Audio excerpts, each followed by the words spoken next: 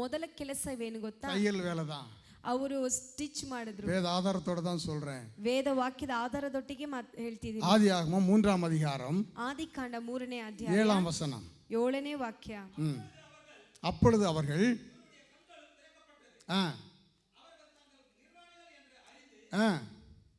படிங்க. அத்தி இலைகளை தைத்து தனக்கு அரைக்கச்சைகளை உண்டு பண்ணினார்கள். அப்போ ஆண்டவர் ஒரு நமக்கு நல்லா தெரிஞ்ச சம்பவம் இல்லையா? ಅವರು ಅಂಜೂರದ ಎಲೆಗಳನ್ನು ಹೊಲಿದು ಉಟ್ಟುಕೊಂಡರು. பாவம் செய்தார்கள். ಹಾಗಾದ್ರೆ ಅವರು ಪಾಪ ಮಾಡಿದರು, கீழ்ப்படியவில்லை, ವಿಧೇಯರಾಗಲಿಲ್ಲ. ஆண்டவர் செய்த கட்டளையை தவற விட்டார்கள். ದೇವರು ಹೇಳಿದಂತ ಕಟ್ಟಳೆಯನ್ನು ஆக ಮೀರಿದರು. தாங்கள் நிர்வாணிகள் என்று அறிந்து ಆದ್ದರಿಂದ ಅವರು ಬೆತ್ತಲೆ ಎಂದು இதுவரையிலேயும் அவர்கள் ஆண்டவரிடத்திலே கேட்டுதான் எல்லா காரியங்களையும் செய்தார்கள். ಅಲ್ಲಿಯ ತನಕ ದೇವರ ಬಳಿಯಲ್ಲಿ ಎಲ್ಲವನ್ನೂ ಹೇಳಿ ಮಾಡಿದ್ರು. அவர் என்ன சொன்னாரோ அதை மாத்திரமே செய்தார்கள். ಅವ್ರು ಏನ್ ಹೇಳ್ಕೊಟ್ರೋ ಅದನ್ನ ಮಾತ್ರ ಇವ್ರು ಮಾಡ್ತಿದ್ರು. அவர் சொன்னார், ಅವ್ರು ಹೇಳಿದ್ರು, இந்த கனியை நீ புசிக்க கூடாது என்று. ಈ ಫಲವನ್ನು ನೀನು ತಿನ್ನಬಾರದೆಂದು. அவங்களுக்கு அதுதான் கண்ணுக்கு நல்லா தெரிஞ்சிச்சு. ಆದ್ರೆ ಅದನ್ನ ಮಾತ್ರನೇ ಅವ್ರ ಕಣ್ಣಿಗೆ ಚೆನ್ನಾಗಿ அன்னைக்கு அவங்க சாப்பிட்டதுனால இன்னைக்கு நம்ம கஷ்டப்பட்டுட்டு இருக்கிறோம். ಅವತ್ತು ಅವ್ರು ತಿಂದದ್ರಿಂದ ನಾವು ಇಲ್ಲಿ ಕಷ್ಟಪಡ್ತೀವಿ. அத மட்டும் கேட்டிருந்தாங்கன்னா ಅದು ಮಾತ್ರ ಸರಿ ಇದ್ದಿದ್ರೆ நம்ம எல்லாம் என்ன ஏதேன் தோட்டத்தில் இருந்திருப்போம். ನಾವೆಲ್ಲರೂ ಏದೇನ್ ತೋಟದಲ್ಲಿ ಇರ್ತೀವಿ. அன்பானவர்களே, ಪ್ರೀತಿ ಉಳ್ಳವರೇ, தேவ வசனம் என்ன சொல்லுகிறதோ ವೇದ ವಾಕ್ಯ ಏನ್ ಹೇಳುತ್ತೋ அதை நாம் கீழ்ப்படிய வேண்டும். ಅದಕ್ಕೆ ತಕ್ಕ ಹಾಗೆ ನಾವು ಇರಬೇಕು. ஆண்டவர் நமக்கு என்ன சொல்லுகிறாரோ ದೇವರು ಏನ್ ಹೇಳ್ತಾರೋ அதை நாம் கீழ்ப்படிய வேண்டும். ಅದಕ್ಕೆ ನಾವು ವಿಧೇಯರಾಗಬೇಕು. ஒருவேளை கசப்பாக இருந்தாலும் ಒಂದು ವೇಳೆ ಅದು ಕಹಿಯಾಗಿದ್ದರೂ அதற்கு நாம் கீழ்ப்படிய வேண்டும். ಅದಕ್ಕೆ ನಾವು ವಿಧೇಯರಾಗಬೇಕು. ಇಲ್ಲಿ அவர்கள் தவறு செய்த பின்பு, ಅವರು ತಪ್ಪು ಮಾಡಿದ ನಂತರ, அவர்கள் செய்த முதல் வேலை, ಅವರು ಮಾಡಿದ ಮೊದಲ ಕೆಲಸ, தங்களுக்காக ஒரு ஆடையை தைத்துக் கொண்டார்கள். ಅವರಿಗೋಸ್ಕರ ಒಂದು ಬಟ್ಟೆಯನ್ನು ಹೊಲಿದುಕೊಂಡರು. அதற்கு பின்பு ಅದರ ನಂತರ 3ஆம் அதிகாரம் 21ஆம் வசனம் படிங்க. 3ನೇ ಅಧ್ಯಾಯ 21ನೇ ವಾಕ್ಯವನ್ನು ಓದಿಕೊಳ್ಳೋಣ.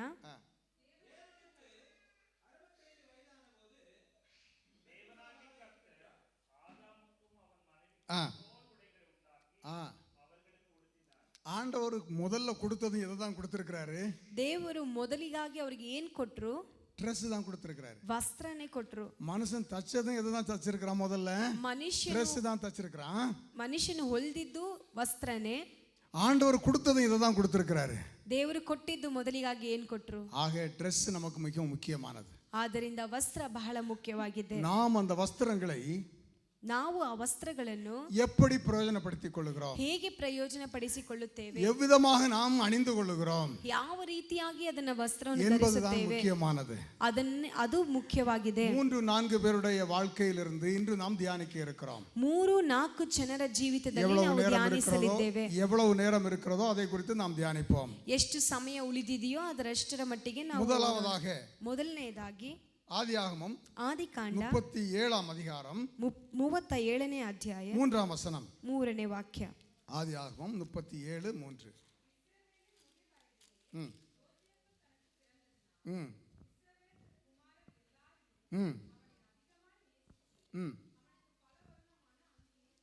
அவனுக்கு பல வர்ணமான அங்கியை செய்வித்தான். யாருக்கு?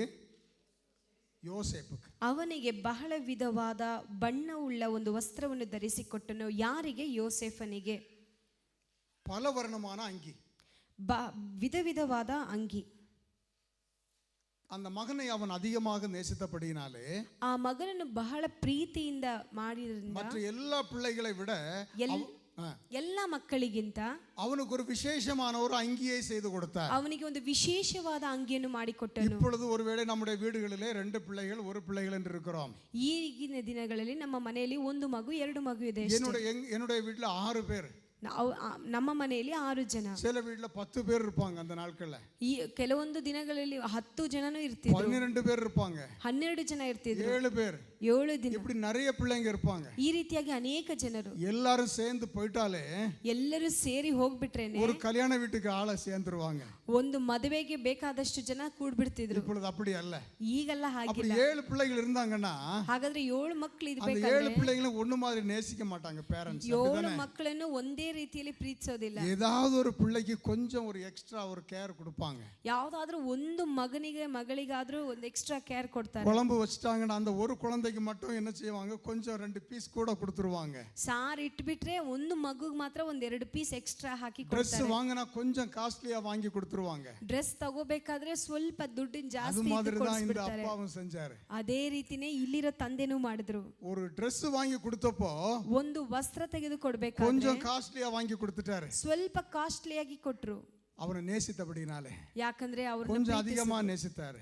ಅಧಿಕವಾಗಿ ಪ್ರೀತಿಸಿದ್ರು. தொடர்ந்து படிச்சீங்கன்னா ಸ್ವಲ್ಪ ಮುಂದೆ ಹಾಗೆ ಓದ್ಕೊಂಡು அவங்க சகோதரர்கள் எல்லாம் என்ன செஞ்சாங்க, ಆ ಸಹೋದರರೆಲ್ಲ ಏನ್ ಮಾಡಿದ್ರು, அவனை பகைத்தார்கள். நல்ல ஒரு வார்த்தை சொல்லப்பட்டு, ಅವನನ್ನು ಹಾಗೆ ಮಾಡಿದರು. பொறாமையினாலே, ಅವರ ಹೊರಗಡೆಯಲ್ಲಿ எரிச்சலினாலே, ಬಹಳ ದ್ವೇಷದಿಂದ அந்த Dress ஒன்னு வாங்கி கொடுத்ததுனால ಅವು ಬರೀ ವಸ್ತ್ರ ತೆಗೆದುಕೊಟ್ಟಿರೋ அவர்களை ಕಾರಣದಿಂದ பகைத்தார்கள். ಅವನನ್ನು ದ್ವೇಷಿಸಿದರು.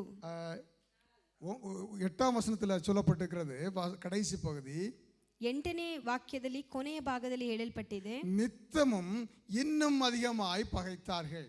ಮಾತುಗಳಿಗಾಗಿಯೂ ಮತ್ತಷ್ಟು ಹಾಗೆ ಮಾಡಿದರು. இன்னமும் நித்தமும், நித்தம்னா என்ன, டெய்லி அவனை பகைத்தார்கள். என்ன, அப்பா கொஞ்சம் அவனை என்ன செஞ்சிட்டாரு, நேசித்து விட்டார். ದಿನನಿತ್ಯ ಜಾಸ್ತಿಯಾಗಿ ಅವನ್ನ ಹಾಗೆ ಮಾಡಕ್ಕೆ ಶುರು ಮಾಡಿದ್ರು. ಯಾಕೆ ಅಂದ್ರೆ ಅಪ್ಪ ಸ್ವಲ್ಪ ಹೆಚ್ಚಾಗಿ ಅವನನ್ನು ಪ್ರೀತಿಸಕ್ಕೆ ಪ್ರಾರಂಭ ಮಾಡಿದ್ರು. 11ஆம் வசனம், 11ನೇ ವಾಕ್ಯ, அவன் சகோதரர்கள் அவன் மேல் பொறாமை கொண்டார்கள். ಯೋಸೇಫನ ಅಣ್ಣಂದಿರು ಅವನ ಮೇಲೆ ಹೊಟ್ಟೆ ಕಿಚ್ಚು ಪಟ್ಟರು. எதற்காக? ಏನಕ್ಕಾಗಿ? ஒரே ஒரு ட்ரெஸ்ஸுக்காக, ಒಂದೇ ಒಂದು ವಸ್ತ್ರಕ್ಕಾಗಿ. தொடர்ந்து நாம் படிக்கும் போது ನಾವು ಮುಂದೆ ಹಾಗೆ ಓದ್ಕೊಂಡು ಬಂದ್ರೆ அவங்க அப்பா ஒரு சின்ன ஒரு வேலையை சொல்லி அனுப்புறாரு. ಅಲ್ಲಿ ಅಪ್ಪ ಒಂದು ಚಿಕ್ಕ ಕೆಲಸವನ್ನೇ ತೋರಿಸ್ಕೊಡ್ತಾರೆ. அண்ணன்களெல்லாம் போய் பார்த்துட்டு வா, ಅಣ್ಣನೆಲ್ಲ ಹೋಗಿ ನೋಡ್ಕೊಂಡು ಬಾ, அவர்களுக்கு இந்த பலகாரங்களை கொடுத்துட்டு வா, ಅವರಿಗೆ ಈ ರೀತಿಯಾದ ತಿಂಡಿಯನ್ನು அவங்க ತೆಗೆದುಕೊಟ್ಟು ಬಾ, சுகமா இருக்கிறாங்களாங்கிறத பார்த்துட்டு வான்ட்டு ಅವರು ಸುಖವಾಗಿದ್ದಾರೆ ಎನ್ನುವುದನ್ನು ವಿಚಾರಿಸ್ಕೊಂಡು ಬಾ ಅಂತ ಹೇಳ್ತಾರೆ. இந்த சகோதரர்கள் எல்லாம் ஒரு பிளான் பண்றாங்க. ಈ ಸಹೋದರರೆಲ್ಲ ಒಂದು ಪ್ಲಾನ್ ಮಾಡ್ತಾರೆ. என்ன செஞ்சிடலாம், ಏನ್ ಮಾಡೋಣ, இவர்களை ಇವನ್ನ கொன்று போட வேண்டாம், ಸಾಯಿಸ್ಬಿಡೋಣ, அழித்து விட வேண்டாம். ಇವನ ಸಾಯಿಸೋಣ. இவன் இத்தனை சொப்பனம் பார்த்தானே, ಇವನು ದರ್ಶನವನ್ನು அப்பா ನೋಡ್ತಿದ್ದಾನೆ, இவனை தானே நேசித்தார், ಅಪ್ಪ ಇವನನ್ನೆಲ್ಲ ತುಂಬಾ ಪ್ರೀತಿಸ್ತಾರೆ, ஆகவே ಆದ್ದರಿಂದ இவனை சாகடிக்க வேண்டும் ಇವನನ್ನು ಸಾಯಿಸಿ ಬಿಡಬೇಕು என்று தீர்மானம் பண்ணுகிறார்கள். ಒಂದು ತೀರ್ಮಾನ ತೆಗೆದುಕೊಳ್ತಾರೆ. வந்தபோது ಅದು ನಂತರ 23ஆம் வசனம் 23ನೇ ವಾಕ್ಯ கடைசி பகுதி சொல்லுகிறது, ಕೊನೆಯ ಭಾಗ ಹೇಳುತ್ತೆ, அவர்கள் பலவர்ண அங்கியை கலட்டினார்கள். ಅವರು அவನ ಮೇಲಿದ್ದ ನಿಲುವಂಗಿಯನ್ನು பலவர்ண அங்கியை என்ன செய்தார்கள், கலட்டினார்கள். ಅವನ ಮೇಲಿದ್ದ ನಿಲುವಂಗಿಯನ್ನು ಅವರು ಏನ್ ಮಾಡಿದ್ರು, ಬಿಚ್ಚಿದ್ರು. அவன் நேசித்து போட்டிருந்த ஒரு Dress அது, ಅವನು ಪ್ರೀತಿಸಿ ಹಾಕೊಂಡಿದ್ದಂತ ನಿಲುವಂಗಿ, அவங்க அப்பா நல்ல நேசித்து தச்சு கொடுத்த ஒரு Dress. ಅವರ ಅಪ್ಪ ತುಂಬಾ ಪ್ರೀತಿಯಿಂದ ಹೊಲಿದು ಕೊಟ್ಟಿರುವಂತ ಒಂದು அந்த ಡ್ರೆಸ್. Dress தான் முதல்ல கழட்டினாங்க. ಆದ್ರೆ ಆ ವಸ್ತ್ರವನ್ನೇ ಮೊದಲನಿಗಾಗಿ ஒரு ಬಿಚ್ಚಿದ್ರು. ஒரு ஒரு கற்பனையாக இதை சொல்லுகிறேன். ಒಂದು ಇಮ್ಯಾಜಿನೇಷನ್ ಅಲ್ಲಿ ನಾನು ಹೇಳ್ತೀನಿ, அந்த நாடுகளிலே ಆ ದಿನಗಳಲ್ಲಿ ஒருவேளை ஆண்கள் இது மாதிரி ஒரு பேண்ட் ஷர்ட் அந்த நாடுகளில் போட்டிருக்க மாட்டாங்க. ಆ ದಿನಗಳಲ್ಲಿ ಒಂದು ಸಹೋದರರಾಗಿದ್ರೆ ஒருவேளை ಪ್ಯಾಂಟ್ ಶರ್ಟ್ ಹಾಕ್ತಿರ್ಲಿಲ್ಲ. ஒருவேளை நம்முடைய நாட்டு கல்ச்சர் படி ஒரு வேஷ்டியும் ஷர்ட்டும் போட்டிருந்திருக்க மாட்டாரு. ನಮ್ಮ ದೇಶದ ಸಂಪ್ರದಾಯ ಪ್ರಕಾರ ಒಂದು ವೇಷ್ಟಿನೂ ಮೇಲೆ ಶರ್ಟು ಹಾಕ್ತಿರ್ಲಿಲ್ಲ. நம்ம நிறைய பார்த்துருக்குறோம் இல்லையா, ஒரு ஒரு என்ன சுடிதார் மாதிரி ஒரு ட்ரெஸ்ஸை போட்டு ஒரு பேண்ட் போட்டிருந்திருப்பார், அந்த அந்த மேலே ஒரு அங்கவஸ்திரம் போட்டு அது மாதிரி போட்டிருந்திருப்பாருன்னு வச்சுப்போமே. ಒಂದು ದೊಡ್ಡ ಅಂಗಿಯಾಗಿ ಒಂದು ದೊಡ್ಡ ಚೂಡಿದಾರ್ ಹಾಕಿರೋ ತರ ಹಾಕೊಂಡಿರಬಹುದು. அவனுடைய அங்கியை கழட்டின போது ಆ ವಸ್ತ್ರವನ್ನು ಅವರು ತೆಗಿಬೇಕಾದ್ರೆ அவனுடைய உடம்பெல்லாம் தெரிகிற அளவுக்கு ஆகிவிட்டது. ಅವರ ಮೈ ಎಲ್ಲ ಕಾಣೋ ಹಾಗೆ அவனை வெட்கப்படுத்தும் அளவுக்கு அவர்கள் செய்து விட்டார்கள். ಅವ್ರನ್ನ ನಾಚಿಕೆ ಪಡಿಸೋ ರೀತಿಯಲ್ಲಿ ಅವನ್ನ ಮಾಡಿರ್ತಾರೆ. இன்னும் ஒரு மறுபக்கம் வரும்போது ಇನ್ನೊಂದು ಕಡೆ ಬರಬೇಕಾದ್ರೆ இயேசுவும் ಯೇಸು அவரை அடிக்கப்படும் போது ಅವರು ಶಿಲುಬೆಯಲ್ಲಿ ಗಾಯಗೊಂಡಾಗ அவருக்கும் ஒரு வஸ்திரம் இருந்தது, ಅವರಿಗೂ ಒಂದು ವಸ್ತ್ರವಿತ್ತು. அவருடைய தாயார் தைத்து கொடுத்தது, ಅವರ ತಾಯಿಯವರು ಹೊಲಿದು ಕೊಟ್ಟಿದ್ದು மிகவும் அழகான வஸ்திரம். ಬಹಳ ಸುಂದರವಾದ ವಸ್ತ್ರ. அந்த வஸ்திரத்தையும் அவர்கள் கழட்டி எடுத்தார்கள். ಆ ವಸ್ತ್ರವನ್ನು ತೆಗೆದು ಹಾಕುದು, வெறும் அரை நிர்வாணத்தோடு ಬರೀ ಅರ್ಧ ನಿರ್ವಾಣದಿಂದ சிலுவையிலே நமக்காக தொங்கினார். ಶಿಲುಬೆಯಲ್ಲಿ ನಮಗೋಸ್ಕರ இதற்காக நமக்காக தொங்கினார். ನಮಗೋಸ್ಕರ ನಿಮಗೋಸ್ಕರ ಸತ್ತನು. உங்களுக்கும் எனக்கு நல்ல ட்ரெஸ் தரும்படியாக, ನಿಮಗೂ ಒಂದು ಒಳ್ಳೆ ವಸ್ತ್ರ ಕೊಡುವುದಕ್ಕಾಗಿ, உங்களையும் என்னையும் அழகுபடுத்தும்படியாக, ನಿಮ್ಮನ್ನು ನಮ್ಮನ್ನು ಸೌಂದರ್ಯ நாம் ಪಡಿಸುವುದಕ್ಕೋಸ್ಕರ, நன்றாக இருக்க வேண்டும் என்பதற்காக, ನಾವು ಚೆನ್ನಾಗಿರಬೇಕೆಂಬುದಾಗಿ, உளையான சேற்றிலே நாம் உழண்டு கொண்டிருந்தோமே, ನಾವು ಕೆಸರಿನಲ್ಲಿ ಬಿದ್ದಿರಬೇಕಾದರೆ, அழுக்கிலே நாம் புரண்டு கொண்டிருந்தோமே, ಬಹಳ ಕೆಸರಿನಲ್ಲಿ ಇರಬೇಕಾದರೆ அந்த அழுக்கிலிருந்து மீட்டு எடுக்கும்படியாக ಆ ಕೆಸರಿನಿಂದ ನಮ್ಮನ್ನು ತೆಗೆದು அந்த ಬಿಡಬೇಕಾಗಿ, சாக்கடையிலிருந்து நம்மை மீட்டெடுக்கும்படியாக, ಅಲ್ಲಿರುವಂತ ಕಾರ್ಯದಿಂದ ಬಿಡಿಸುವುದಕ್ಕಾಗಿ, அந்த நாற்றத்திலிருந்து நம்மை மீட்டெடுக்கும்படியாக ಅಲ್ಲಿರುವಂತ ನಾತದಿಂದ ನಮ್ಮನ್ನು அவர் அழகை ತೆಗೆಯುವುದಕ್ಕಾಗಿ திறந்தார். ಅವರೇ ನಮಗೋಸ್ಕರ ஏசாயா 53ஆம் அதிகாரத்தில் சொல்லப்பட்டிருக்கிறது, ಯೆಶಾಯ 53ನೇ ಅಧ್ಯಾಯದಲ್ಲಿ ಹೇಳಿರುವ அவருக்கு ಪ್ರಕಾರ அழகும் இல்லை, சௌந்தரியமும் இல்லை. ಅವರಿಗೆ ಸೌಂದರ್ಯವೂ ಇಲ್ಲ, அவருடைய அழகு எல்லாம் மாறி போயிற்று. ಅವರ ಸೌಂದರ್ಯವೆಲ್ಲ உடல் ಮಾರಿ முழுவதும் அடி, ಅವರ ಶರೀರವೆಲ್ಲ உடல் ಗಾಯಗಳು, முழுவதும் நொறுக்கப்பட்டது. ಅವರ ಶರೀರವೆಲ್ಲ ಗಾಯಗಳು. ஆனால் அவருடைய அழகு எப்படிப்பட்டது? ಆದರೆ ಅವರ ಸೌಂದರ್ಯ ಹೇಗಾಗಿತ್ತು? வெண்மையும் சிவப்புமானவர். ಬಿಳಿಯು ಕೆಂಪು ಬಿಳಿಯುಳ್ಳವರು. அவருடைய தலைமயிர் சுருசுருளாக இருந்தது. ಅವರ ಕೂದಲೆಲ್ಲ அப்படிப்பட்ட ಗುಂಗುರವಾಗಿತ್ತು. அழகு நிறைந்த இயேசு ಅಷ್ಟು ಬಹಳ ಸೌಂದರ್ಯವುಳ್ಳ ಯೇಸು ನಮಗೋಸ್ಕರ ನಮಗೋಸ್ಕರ நமக்கு ஜீவன் தரும்படியாக ನಮಗೆ ಜೀವವನ್ನು ಕೊಡುವುದಕ್ಕೋಸ್ಕರ அடிக்கப்பட்டார். ನಮಗೋಸ್ಕರ தன்னுடைய ಗಾಯಪಟ್ಟನು. ட்ரெஸ்ஸை கொடுத்தார். ಆತನ ವಸ್ತ್ರವನ್ನು ನಮಗೆ அதை ಕೊಟ್ಟನು. சீட்டு போட்டு எடுத்துக்கிட்டாங்க. ಅದನ್ನ ಅವರು ಚೀಟಿ ಹಾಕಿ உனக்கா ತೆಗೆದುಕೊಂಡು, எனக்கான்னு சீட்டு போட்டு எடுத்துக்கிட்டாங்க. ನಿನಗ ನನಗ ಎಂಬುದಾಗಿ ಚೀಟಿ ಹಾಕಿ அதே ತೆಗೆದುಕೊಂಡು, போன்றுதான் இந்த யோசேப்பும். ಅದೇ ರೀತಿನೇ ಯೋಸೇಫನು. யோசேப்புடைய ட்ரெஸ் இப்ப கழட்டி விட்டாங்க. ಯೋಸೇಫನ ವಸ್ತ್ರವನ್ನು ತೆಗೆದು ಬಿಟ್ರು. கழட்டி விட்டுட்டு என்ன செஞ்சாங்க?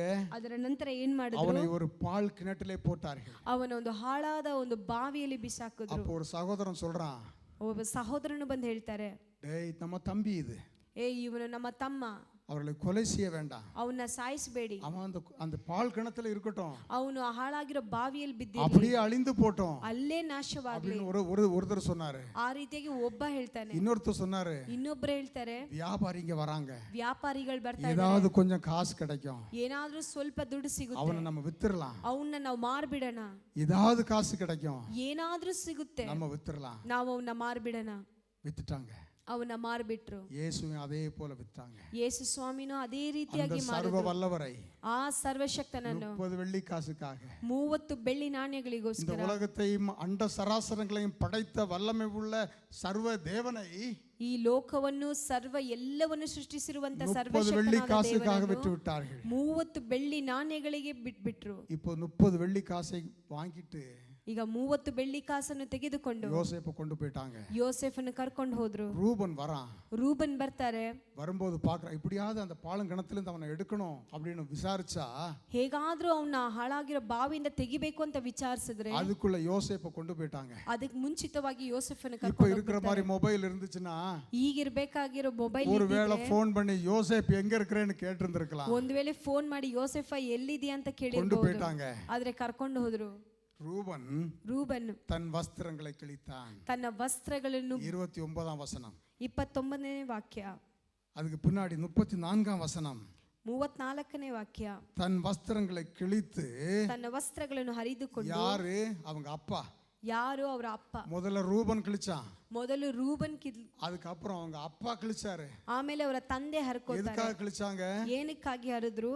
வேதனையினால கிழிச்சாங்க. ವೇದನೆಯ ನಿಮಿತ್ತ ಹರಿದ್ರು. முதல்ல கிழிச்சது எதுக்காக கிழிச்சாங்க? ಮೊದಲು ಕಿತ್ತಿದ್ದು ಯಾವುದಕ್ಕಾಗಿ? அவனை பழி வாங்குறதுக்கு கிழிச்சாங்க.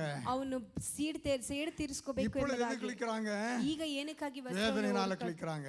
ವೇದನೆಯಿಂದ ಹರ್ಕೋತಾರೆ. ஆனால் ஒரே ஒரு காரியம், ಆದ್ರೆ ಒಂದೇ ಒಂದು ಕಾರ್ಯ, தேவன் நம்மோடு இருப்பாரேயானால், ದೇವರು ನಮ್ಮೊಟ್ಟಿಗೆ ಇರುವುದಾದರೆ, யார் ವಸ್ತ್ರங்களை கிழித்தாலும், ಯಾರು ವಸ್ತ್ರಗಳನ್ನು யார் அரை நிர்வாணமாக மாற்றினாலும், ಯಾರು ನಮ್ಮನ್ನು ಬೆತ್ತಲೆಯಾಗಿ ಮಾಡ್ಪಟ್ಟರು, நமக்காக கரிசனை உள்ள தேவன் ஒருவர் இருக்கிறார். ನಮಗೋಸ್ಕರ ಕರುಣೆಯುಳ್ಳ ಒಬ್ಬ அவர் ದೇವರಿದ್ದಾರೆ. ஒருபோதும் தனியே நம்மை விடுகிற தேவன் அல்ல.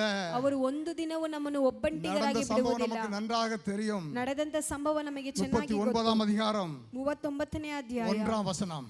1ನೇ ವಾಕ್ಯ. படியுங்கள். ஆ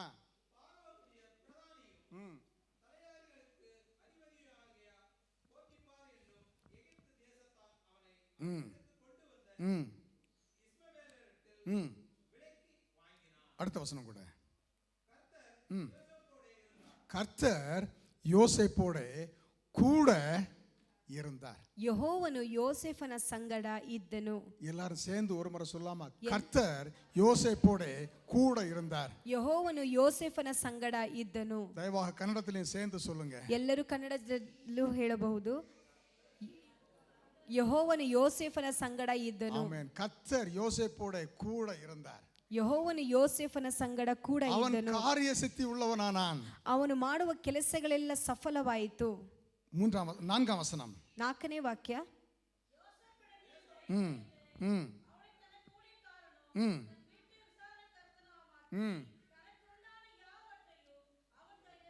தனக்கு உண்டான யாவற்றையும் அவன் கையிலே ஒப்பு கொடுத்தான். ತನ್ನ ಆಸ್ತಿಯನ್ನೆಲ್ಲ ಅವನ நான் ವಶಕ್ಕೆ நினைக்கிறேன் இது ಒಪ್ಪಿಸಿದನು. வரைக்கும் அவன் அந்த ட்ரெஸ்ஸே தான் போட்டு வந்திருப்பான். அவன் கலட்டின ட்ரெஸ், ஏன்னா அடிமை வேலை செய்யறதுக்கு தான் இவன் வந்திருக்கிறான். இப்பொழுது ಒಂದು ವೇಳೆ ಅವನು ವಸ್ತ್ರವನ್ನು ಆ ಗುಲಾಮತನದ ವಸ್ತ್ರವನ್ನು ಧರಿಸಿಕೊಂಡೇ ಬಂದಿರಬಹುದು. அந்த இஸ்மவேலர்கள் ஒரு ட்ரெஸ் கொடுத்திருக்க மாட்டாங்க கண்டிப்பாக. ಇಷ್ಮಾಯೇಲ್ಯರು ಅವನಿಗೆ ಒಂದು ವಸ್ತ್ರವನ್ನು ಕೊಟ್ಟಿರೋದಿಲ್ಲ. அவன் அரை நிர்வாணமாக தான் ஒருவேளை வந்திருப்பான். ಅವನು ಅರ್ಧ ಬೆತ್ತಲೆಯಾಗಿನೇ ಅಲ್ಲಿಗೆ ಹೋಗಿರ್ಬೇಕು. ஆனால் இப்பொழுது அவனுக்கு ஒரு நல்ல வேலை கிடைக்குது. ಆದ್ರೆ ಇವನಿಗೆ ಇವತ್ತು ಒಳ್ಳೆ ಕೆಲಸ ಸಿಗುತ್ತೆ.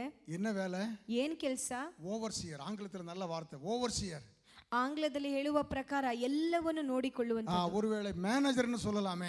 ಒಂದು ವೇಳೆ ಮ್ಯಾನೇಜರ್ ಅಂತ ಹೇಳಬಹುದು. அப்படிதான் சொல்லப்பட்டிருக்கிறது. யோசேப்பினிடத்தில் தயவு வைத்து அவனை தன் ஊழியக்காரனும் தன் வீட்டுக்கு விசாரணை காரணமாக்கி தனக்கு உண்டான யாவற்றையும் அவன் கையிலே ஒப்பு கொடுத்தான். ಯೆಹೋವನು ಯೋಸೇಫನ ಸಂಗಡ ಇದ್ದದರಿಂದ ಅವನು ಏಳಿಗೆಯಾಗಿ ಐಗುಪ್ತನಾದ ತನ್ನ ದಣಿಯ ಮನೆಯೊಳಗೆ ಸೇವಕನಾದನು. அப்படின்னு அவனுக்கு ஒரு நல்ல ஒரு Dress வாங்கி கொடுத்திருப்பார். அந்த ಹಾಗಾದರೆ ಅವನಿಗೆ ಒಳ್ಳೆ ವಸ್ತ್ರವನ್ನು ಪೋತಿಫರ್ ತೆಗೆದುಕೊಟ್ಟಿರಬಹುದು. ஒருவேளை நம்முடைய பாணியில் எடுத்துக்கிட்டா நல்ல ஒரு வேஷ்டியும் ஒரு ஷர்ட்டும் வாங்கி கொடுத்திருப்பார். ಒಂದು ವೇಳೆ ನಮ್ಮ ನೋಟದಲ್ಲಿ ನೋಡುವುದಾದರೆ ಒಂದು ಒಳ್ಳೆ இல்ல நல்ல ஒரு பேண்ட் ஷர்ட் வாங்கி கொடுத்திருப்பார். ಇಲ್ಲಂದ್ರೆ ಒಂದು ಒಳ್ಳೆ ಪ್ಯಾಂಟ್ ಶರ್ಟ್ ತಗೊಂಡು ಕೊಟ್ಟಿರಬಹುದು. இதுவரையிலும் அரை நிர்வாணமாக இருந்த யோசேப்பு ಇಲ್ಲಿ ತನಕ ಅರ್ಧ ಬೆತ್ತಲೆಯಾಗಿದ್ದಂತ ಯೋಸೇಫನು இப்பொழுது மேனேஜர் ஆயிட்டாரு. ಈಗ ಅವನು ಮ್ಯಾನೇಜರ್ ಆಗ್ಬಿಟ್ಟ. யோசேப்பு நினைச்சிருப்பான், ಯೋಸೇಫನ್ ಅನ್ಕೊಂಡಿರ್ಬೇಕು, பரவாயில்ல என்னுடைய சகோதரர்கள் ட்ரெஸ்ஸை கழட்டிட்டாங்க, ನನ್ನ ಸಹೋದರನು ನನ್ನ ವಸ್ತ್ರವನ್ನು ತೆಗೆದುಬಿಟ್ಟು ஆண்டவர் எனக்கு நல்ல ஒரு Dress கொடுத்தாரு, ಆದ್ರೆ ದೇವರು ನನಗೆ ಒಳ್ಳೆ ವಸ್ತ್ರವನ್ನು ಕೊಟ್ಟಿದ್ದಾರೆ, உயர்வை கொடுத்தாரு, ಒಳ್ಳೆ ಉನ್ನತ ಸ್ಥಿತಿಯನ್ನು ಕೊಟ್ಟಿದ್ದಾರೆ. நாட்கள் கடந்தது,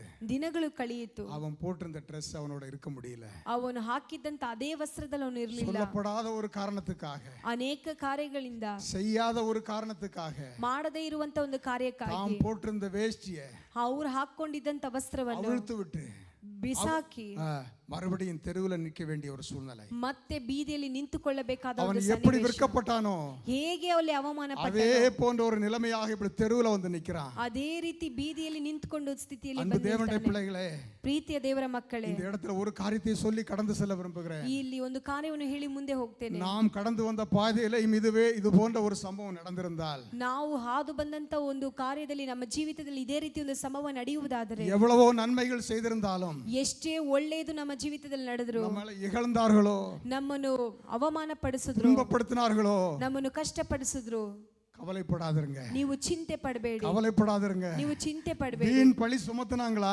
ನಿಮ್ಮ ಮೇಲೆ ಬೇಡವಾಗಿರುವಂತ ಕಾರಣಗಳನ್ನು ನೀವು ಚಿಂತೆ ಪಡಬೇಡಿ. இன்னும் நன்மை காத்திருக்கிறது. ಇನ್ನು ಒಳ್ಳೆ ಕಾರ್ಯಗಳು ஆனால் அதை ನಿಮಗೋಸ್ಕರ தாங்கிக் ಕಾದಿದೆ. கொள்வது லகு அல்ல. ಅದನ್ನು ಸಹಿಸಿಕೊಳ್ಳುವುದು ಬಹಳ ಕಡಿಮೆ. அந்த பாரத்தை சுமந்து கொள்வது லகு அல்ல. ಆ ಭಾರವನ್ನು ಸಹಿಸಿಕೊಳ್ಳುವುದು இப்பொழுது ಈಸಿ ಅಲ್ಲ. இப்பொழுது ட்ரெஸ் இல்லாம ಈಗ ವಸ್ತ್ರವಿಲ್ಲದೆ வெளியே நிற்கிறான். ಹೊರಗಡೆ ನಿಂತಿದ್ದಾನೆ. அந்த அம்மாவுடைய புருஷன் வரான். ಅವರ ಗಂಡನು ಬರ್ತಾನೆ. அவன் போட்டிருந்த ட்ரெஸ்ஸை காட்டிட்டு சொல்றா, ಆ ಹಾಕೊಂಡಿರೋ ವಸ್ತ್ರವನ್ನು ಹಿಡಿದು ಹೇಳ್ತಾನೆ, தப்பு பண்ணனா, ಇವನು ನನ್ನ ಜಾಗದಲ್ಲಿ ತಪ್ಪು ಮಾಡಿದವದಾರೆ, இவனை நீங்க என்ன செய்ய போறீங்க, ಏನ್ ಮಾಡ್ತೀರಾ ಅಂತ ಕೇಳ್ತಾರೆ. இதுவரையிலையும் கனமாக வைத்திருந்த அந்த மனிதன், ಇಲ್ಲಿಯ ತನಕ ಘನದ ಸ್ಥಿತಿಯಲ್ಲಿ ನಿಲ್ಲಿದಂತ நன்றாக வைத்திருந்த மனிதன், ಎಲ್ಲ ಕಾರ್ಯಗಳಲ್ಲೂ ಚೆನ್ನಾಗಿದ್ದಂತ ಮನುಷ್ಯನು ಕೋಪಪಟ್ಟು எங்க கூட்டிட்டு போறாரு? ಈಗ ಎಲ್ಲಿ ಕರ್ಕೊಂಡು ಹೋಗ್ತಿದ್ದಾರೆ? ஜெயிலுக்கு போறாரு. ಜೈಲಿಗೆ ಕರ್ಕೊಂಡು பிரிசனுக்கு போறாரு. ಸೆರೆಗೆ ಕರ್ಕೊಂಡು ಹೋಗ್ತಿದ್ದಾರೆ. ஒரு முறை கற்பனை பண்ணி பாருங்க. ಒಂದ್ ಸ್ವಲ್ಪ ನಾವು ಹಾಗೆ ಯೋಚನೆ ಮಾಡಿ ನೋಡಿ. ஒருவேளை செய்த தவறுக்கு ஜெயில போறது தவறல்ல. ನಾವು ಮಾಡಿದ ತಪ್ಪಿಗೆ ಸೆರೆಗೆ ಹೋಗೋದು ತಪ್ಪವಲ್ಲ. செய்யப்படாத ஒரு குற்றத்துக்கு, ಮಾಡದೇ ಇರುವಂತ ಒಂದು ತಪ್ಪಿಗೆ ஜெயில் போறது எப்படி இருக்கும்? ಜೈಲಿಗೆ ಹೋಗೋದು ಹೇಗಿರುತ್ತೆ? எவ்வளவு வேதனை, ಎಷ್ಟು ವೇದನೆ. பாக்குறவங்க எல்லாம் சொல்லிருப்பாங்க, ನೋಡೋರೆಲ್ಲ ಹೇಳಿರ್ತಾರೆ, கூட இருந்த வேலைக்காரங்க எல்லாம் சொல்லிருப்பாங்க, ಜೊತೆಗಿದ್ದಂತ பாத்தியா மேனேஜர் போற போக்க பாத்தியா, ನೋಡಿದ್ರ ಮ್ಯಾನೇಜರ್ ಹೋಗೋ ನೋಟ ನೋಡಿದ, இவர் பெரிய மேனேஜர், ಇವರು ದೊಡ್ಡ ಮ್ಯಾನೇಜರ್, எவ்வளவு பெரிய தப்பு பண்ணிட்டாரு பாத்தியா, ಎಷ್ಟು ದೊಡ್ಡ ತಪ್ಪು ಮಾಡ್ಬಿಟ್ರು ನೋಡಿದ್ರ. இந்த அத்தனை பேரும் அவனை ஏளனமாக பேசி இருப்பார்கள். ಅಷ್ಟು ಜನರು ಅವನನ್ನು ಅವಮಾನವಾಗಿ ಮಾಡಿರಬಹುದು, ಖಂಡಿತವಾಗಿ ಮಾತಾಡಿರ್ತಾರೆ. ಜೈಲ್ ವಾಸಲ ನಿಕ್கிறான். ಈಗ ಅವನು ಜೈಲ್ ಬಾಗಿಲಲ್ಲಿ ನಿಂತ್ಕೊಂಡಿದ್ದಾನೆ, ನಿರ್ವಾಣமாக, ಅರ್ಧ ಬೆತ್ತಲೆಯಾಗಿ. அங்க போன உடனே, ಅಲ್ಲಿ ಹೋಗಿದ ತಕ್ಷಣ, எத்தனை பேர் ஜெயிலுக்கு போயிருக்கீங்கன்னு தெரியாது, ಎಷ್ಟು ಜನ ಜೈಲಿಗೆ ಹೋಗಿದ್ದೀರಾ ಅಂತ ಗೊತ್ತಿಲ್ಲ, உள்ள போக கூடாது, ಒಳಗಡೆ ಹೋಗಬಾರದು, வெளியே நின்னு பார்க்கலாம், ಒಳಗಡೆ ನಿಂತು ನೋಡಬಹುದು. சொல்றது புரியுதா? ಅರ್ಥವಾಗ್ತಿದೆಯಾ? உள்ள போக கூடாது, ಒಳಗಡೆ ಹೋಗಬಾರ್ದು, வெளியே நின்னு பார்க்கலாம். ಹೊರಗಡೆ ನಿಂತು ನೋಡಬಹುದು. அவங்க ஒரு யூனிஃபார்ம் போட்டிருப்பாங்க. ಅವರು ಒಂದು ಯೂನಿಫಾರ್ಮ್ சாதாரணமா அது ப்ளூ கலர்ல இருக்கும். ಸಾಧಾರಣವಾಗಿ ಒಂದು ಬ್ಲೂ ಕಲರ್ ಅಲ್ಲಿ ಇರುತ್ತೆ. வாசல்ல போன உடனே ನಾವು ಬಾಗಿಲ ಹತ್ರ ಹೋಗಿದ ತಕ್ಷಣ அந்த ஜெயில் வார்டன் இல்லனா சூப்பರಿಂಟೆಂಡೆಂಟ್ ಆ ಜೈಲಲ್ಲಿ ನಿಂತಿರುವ ಸೂಪರಿಂಟೆಂಡೆಂಟ್ ஒரு Dress கொடுத்திருப்பார் அவருக்கு. ಒಂದು ವಸ್ತ್ರ ಕೊಟ್ಟಿರ್ತಾರೆ என்ன ಅವರಿಗೆ. Dress? ಯಾವ ವಸ್ತ್ರ? கைதினுடைய Dress. ಅಲ್ಲಿ ಸೆರೆಯಲ್ಲಿರುವಂತ ವಸ್ತ್ರ எப்படி இருந்திருக்கும்? ಹೇಗಿರುತ್ತೆ கற்பனையா யோசித்து பாருங்க. ಸ್ವಲ್ಪ ಗ್ರಹಿಸಿ ನೋಡ್ರಿ. ஒரு ப்ளூ Dress போட்டுட்டு ಒಂದು ಬ್ಲೂ ಡ್ರೆಸ್ ಅನ್ನು ಹಾಕೊಂಡು உள்ள போய் இருக்கறான். ಒಳಗಡೆ ಹೋಗಬೇಕು. வேதனையோடு உள்ள போகிறான். ವೇದನೆಯೊಟ್ಟಿಗೆ ಅವನು ಒಳಗಡೆ ಹೋಗ್ತಾನೆ. முதல்ல சொன்னேன், ಮೊದಲನೇದಾಗಿ ಹೇಳಿದೆ கர்த்தர் அவனோடு இருந்தார் என்று. ಕರ್ತನು ಅವರೊಟ್ಟಿಗೆ ಇದ್ದನು ಎಂಬುದಾಗಿ. அவன் மனசுக்குள்ள ஒரு கேள்வி, ಈಗ ಮನಸ್ಸಲ್ಲಿ ஆண்டவரே நீர் என்னோடு இருக்கிறீர்னு சொன்னீங்களே, ದೇವರೇ ನನ್ನ ಜೊತೆಯಲ್ಲಿ ಇದೆಯಾ ಅಂತ ಹೇಳಿದೀಯಲ್ವಾ, இப்பவும் என் கூட இருக்கிறீங்களா? ಈಗಲೂ ನನ್ನ ಜೊತೆಯಲ್ಲಿ ಇದೆಯಾ? இதெல்லாம் நடந்துச்சே, ಇದೆಲ್ಲ ನಡೀತಲ್ವಾ? இப்போ என் கூட இருக்கிறீங்களா? ನನ್ನ ಜೊತೆ ಈಗಲೂ ಇದ್ದೀರಾ? உங்களுக்கு அந்த கேள்வி வருதுல்ல அநேக நேரத்துல. ನಿಮಗೂ ಆ ಪ್ರಶ್ನೆ ಬರುತ್ತಲ್ಲ ಅನೇಕ ಸಮಯದಲ್ಲಿ. வேதனைகள் வரும்போது, ವೇದನೆಗಳು ಬಂದಾಗ, கண்ணீர்கள் வரும்போது, ಕಣ್ಣೀರು ಬಂದಾಗ, ஆண்டவரே ದೇವರೇ இந்த சம்பவம் உமக்கு தெரியுமா? ಈ ಸಂಭವ ನಿಮಗೆ ಗೊತ್ತಿದೆಯಾ? உமக்கு தெரிஞ்சுதானா இந்த சம்பவம் எனக்கு நடக்கிறது? ನಿಮಗೆ ತಿಳಿದೇ ಈ ಸಂಭವ ನಿನ್ನ எனக்கு ಜೀವಿತದಲ್ಲಿ ஏன் இந்த ನಡೀತಿದೆಯಾ? சம்பவம்? ಯಾವುದಕ್ಕಾಗಿ? எனக்கு ஏன் இப்படி நடக்கிறது? ಏನಕ್ಕೆ ನನಗೆ ಈ ರೀತಿ இந்த ನಡೀತಿದೆ? கேள்வி வராத ஒரு மனுஷன் இருக்க முடியாது. ನನ್ನನ್ನು ಹುಡುಕೊಂಡು ಬರದೆ ಯಾವ எந்த ಮನುಷ್ಯನೂ மனுஷனும் அப்படி இருக்க முடியாது. ಯಾವ ಮನುಷ್ಯನ ಆ ರೀತಿ ಇರೋದಿಲ್ಲ. அப்படிப்பட்ட கேள்வி வராத ஒருத்தன் இருக்கிறான், அவன் மனுஷனே இல்ல. ಅಂತ ಪ್ರಶ್ನೆ ಬರದೇ ಇರುವಂತವನು ಮನುಷ್ಯನೇ ஏதோ ಅಲ್ಲ, ஜென்மம். ಅವನು ಬೇರೆ ಯಾವುದೋ ಒಂದು ಜನ್ಮದಲ್ಲಿ ಇರ್ತಾನೆ. ஆமென். ಆಮೇನ್. இங்க இப்ப உள்ள போறாரு. ಇವತ್ತು ಇವನು ಒಳಗಡೆ ಹೋಗ್ತಾನೆ.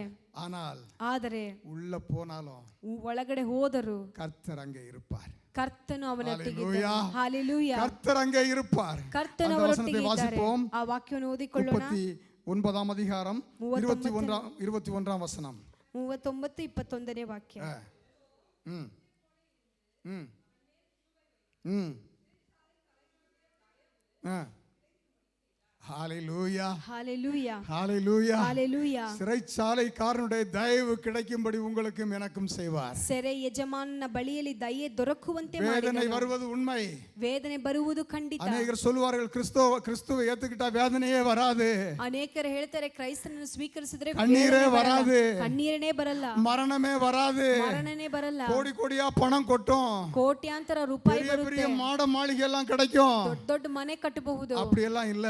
ಆ ರೀತಿಯಾಗಿ ಏನಿಲ್ಲ. கிறிஸ்துவை ஏத்துக்கிட்டா ಕ್ರೈಸ್ತನನ್ನು அவங்களுக்கு ಸ್ವೀಕರಿಸಿದ್ರೆ தான் நிறைய வேதனை, ಅವರಿಗೆ ಬಹಳ ವೇದನೆ, அவங்களுக்கு தான் நிறைய கண்ணீர், ಅವನಿಗೆ ಬಹಳ ಕಣ್ಣೀರು, அவங்களுக்கு தான் எல்லா வேதனையும். ಅವನಿಗೆ ಎಲ್ಲಾ ವೇದನೆ. ஆனால் ஒரே ஒரு காரியம், ಆದ್ರೆ ಒಂದೇ ಒಂದು ಕಾರ್ಯ, அந்த வேதனையின் ஊடே, ಆ ವೇದನೆಯ ವಸ್ತ್ರವನ್ನು, அந்த வேதனையின் ஊடே ಆ ವೇದನೆಯ ವಸ್ತ್ರವನ್ನು கர்த்தர் நம்மோடு இருப்பார். ಕರ್ತನು ನಮ್ಮೊಟ್ಟಿಗೆ நீர் ಇರುತ್ತಾನೆ. தண்ணீரை கடக்கும் போது ನೀನು ನದಿಯನ್ನು என் ದಾಟಬೇಕಾದರೆ தேவன் உன்னோட நடப்பார். ದೇವರು ನಿನ್ನೊಟ್ಟಿಗೆ நீ ನಡೆಯುವನು. அக்னியை கடக்கும் போது ನೀನು ಬೆಂಕಿಯನ್ನು என் ನಡಿಬೇಕಾದರೆ தேவன் உன்னோடு நடப்பார். ದೇವರು ನಿನ್ನೊಟ್ಟಿಗೆ ನಡೆಯುವನು. தண்ணீரிலே நடக்கும் போது ನೀನು ಬಹಾದಿಯಲ್ಲಿ நீ ನಡಿಬೇಕಾದರೆ மூழ்கடிக்கப்பட மாட்டாய். ನೀನು ಆ ಮುಳುಗಿ ಹೋಗುವುದಿಲ್ಲ. அக்னியிலே நடக்கும் போது ನೀನು ಬೆಂಕಿಯಲ್ಲಿ வேக ನಡೆಯಬೇಕಾದರೆ மாட்டாய். ನೀನು ವೇದನೆ உன்னை ಪಡುವುದಿಲ್ಲ. சூழ்ந்து கொள்ளும்படியாக, ನಿನ್ನನ್ನು உன்னை ಆವರಿಸಿಕೊಳ್ಳಲು, சூழ்ந்து கொள்ளும்படியாக ನಿನ್ನನ್ನು அவர் ಆವರಿಸಿಕೊಳ್ಳಲು அருகிலே நிற்பார். ಆತ ನಿನ್ನ ಜೊತೆಯಲ್ಲಿ ಇರುವನು. அவர் சுமப்பார், ಆತ ನಿಮ್ಮನ್ನು அவர் ನಡೆಸುತ್ತಾನೆ. ஏந்துவார். ಅವನ நாம் ಕೈಯಲ್ಲಿ நடக்க ಹಿಡಿಯುವನು. முடியாத போது ನೀವು ನಡೆಯದೇ ಇಲ್ಲೇ அவர் நம்மை ಇರಬೇಕಾದರೆ தோளிலே சுமப்பார். ಆತನ அவர் ತನ್ನ நம்மை ತೋಳಿನಲ್ಲಿ வழியிலே ಇರುವನು. விட்டு விடுகிற தேவன் அல்ல.